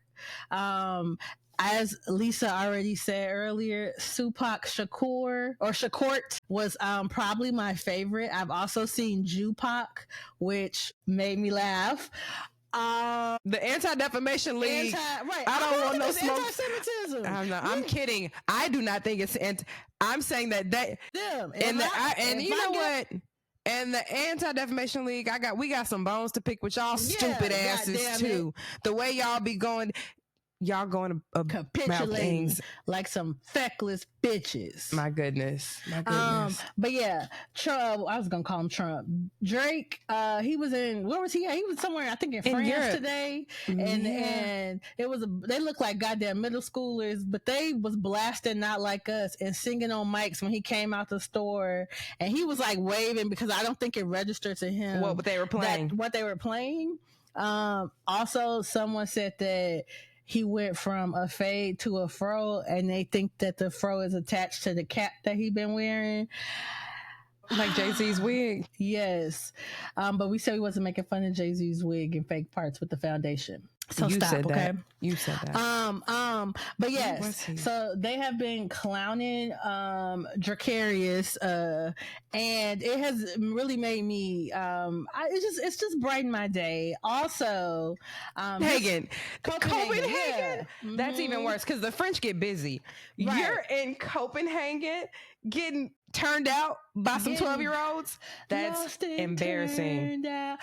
Just hilarious. Also, teachers, please continue to share stories about start, because it's new school year. Start sharing more stories about your students and their antics. That has also brightened my day. This last week, I seen a girl that I was trying to find it. Hopefully I can find it so I can put it in our without context. Yeah. But she was talking about how her students I guess she had her guy come up and help her with like the classroom or whatever. So they met her boyfriend and her students saw him out on a double date. Actually, one of the students said he was on a double date with her older brother. And she's like, I'm so sorry, girl. He cheating on you. She was like, they came to me. She's like, it was a group of them. They came to me and they was like very sad and very serious. She's like, and then they even took pictures of them out on the date. Like, all right, we don't want you to think we don't have no proof. How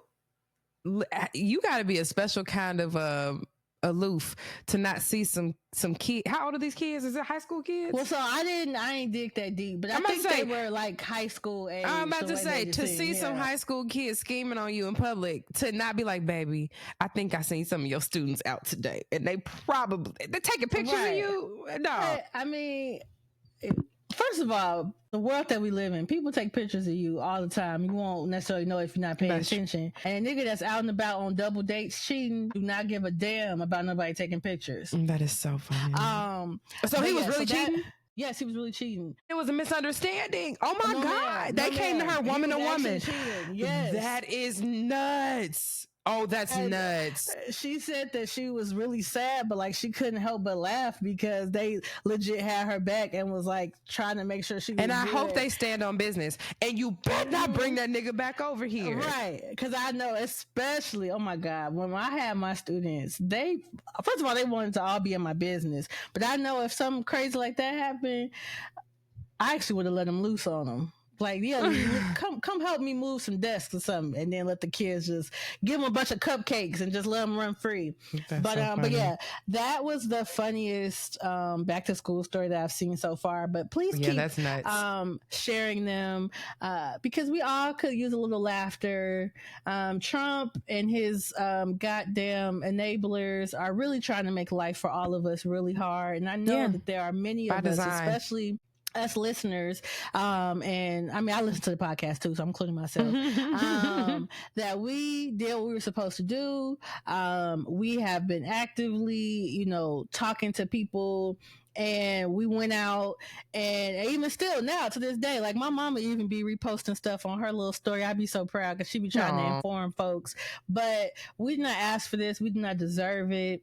And I'm not trying to be a fearmonger, but it could very well get worse. I believe that it will, and we need to fortify ourselves now as accordingly. Yeah, and absolutely. There was this tweet that really stuck with me for the longest. Very recently was all of the U.S. is operating as an exit scam now. Every sector, every industry, every layer of government. That to me feels like the definitive economic analysis of 2025. Everybody is trying to get as rich and scam as much as they can in this administration to siphon off as much wealth as possible. They're selling this country. They're selling this country off for parts. And even him saying today, y'all, he is that literally like some addicts, some strung out, low. And that's what they are. Yeah. It's disgusting. People saying he's getting diuretics, but what if he's just getting his heroin? Maybe he's very much acting like he act like a junkie. And it is we are just save us some. We gotta save ourselves, child. We gotta save ourselves, but we also can laugh while we do it. Yes. So seek joy, share joy, and please, I'm being serious. I know we ask y'all all the time, but send us some funnies. A bitch be needing to laugh. So you ain't gotta send us questions, nothing. If it made you cackle, please send it to us. Follow us along. We are on Instagram. We are on TikTok at Bridges Breaks Pod. Best friend, can you give us the email for the folks who have any questions for the experts? If you don't want to slide in our DMs, you can always email us at N as in Nancy, breakdowns with an S at gmail.com. Absolutely. All right. Holla at us, good people. But yeah, until next time, friends, love yourself. Love yourself because nobody else will. No, I'm just kidding. We love y'all. That's not true, y'all. God loves you. God loves you. Amen. I'm just saying, like, earthly beings. Yeah. Oh my gosh, shout out to the 7-foot nigga aliens. Beam me up, Scotty. I'm ready to go. Okay, I'm just kidding. I know who's not a 7-foot alien. That nigga you said. The nigga I like. Hey, right? The finding of the day. All right. He ain't no 7-foot alien. All my niggas be taller than me. So that's all that matters. All right. Well, until one that was shorter, and I deeply regret that because he was crazy. Let that be. I feel like there's a lesson there. That's a lesson. There's a lesson there. There's a lesson in that. You know they what? Have got to be taller than, and I ain't even that tall. I learned that the hard way this week. Pick it up, friends. Pick it up. It's okay. All right. We love y'all. See you next time. Bye.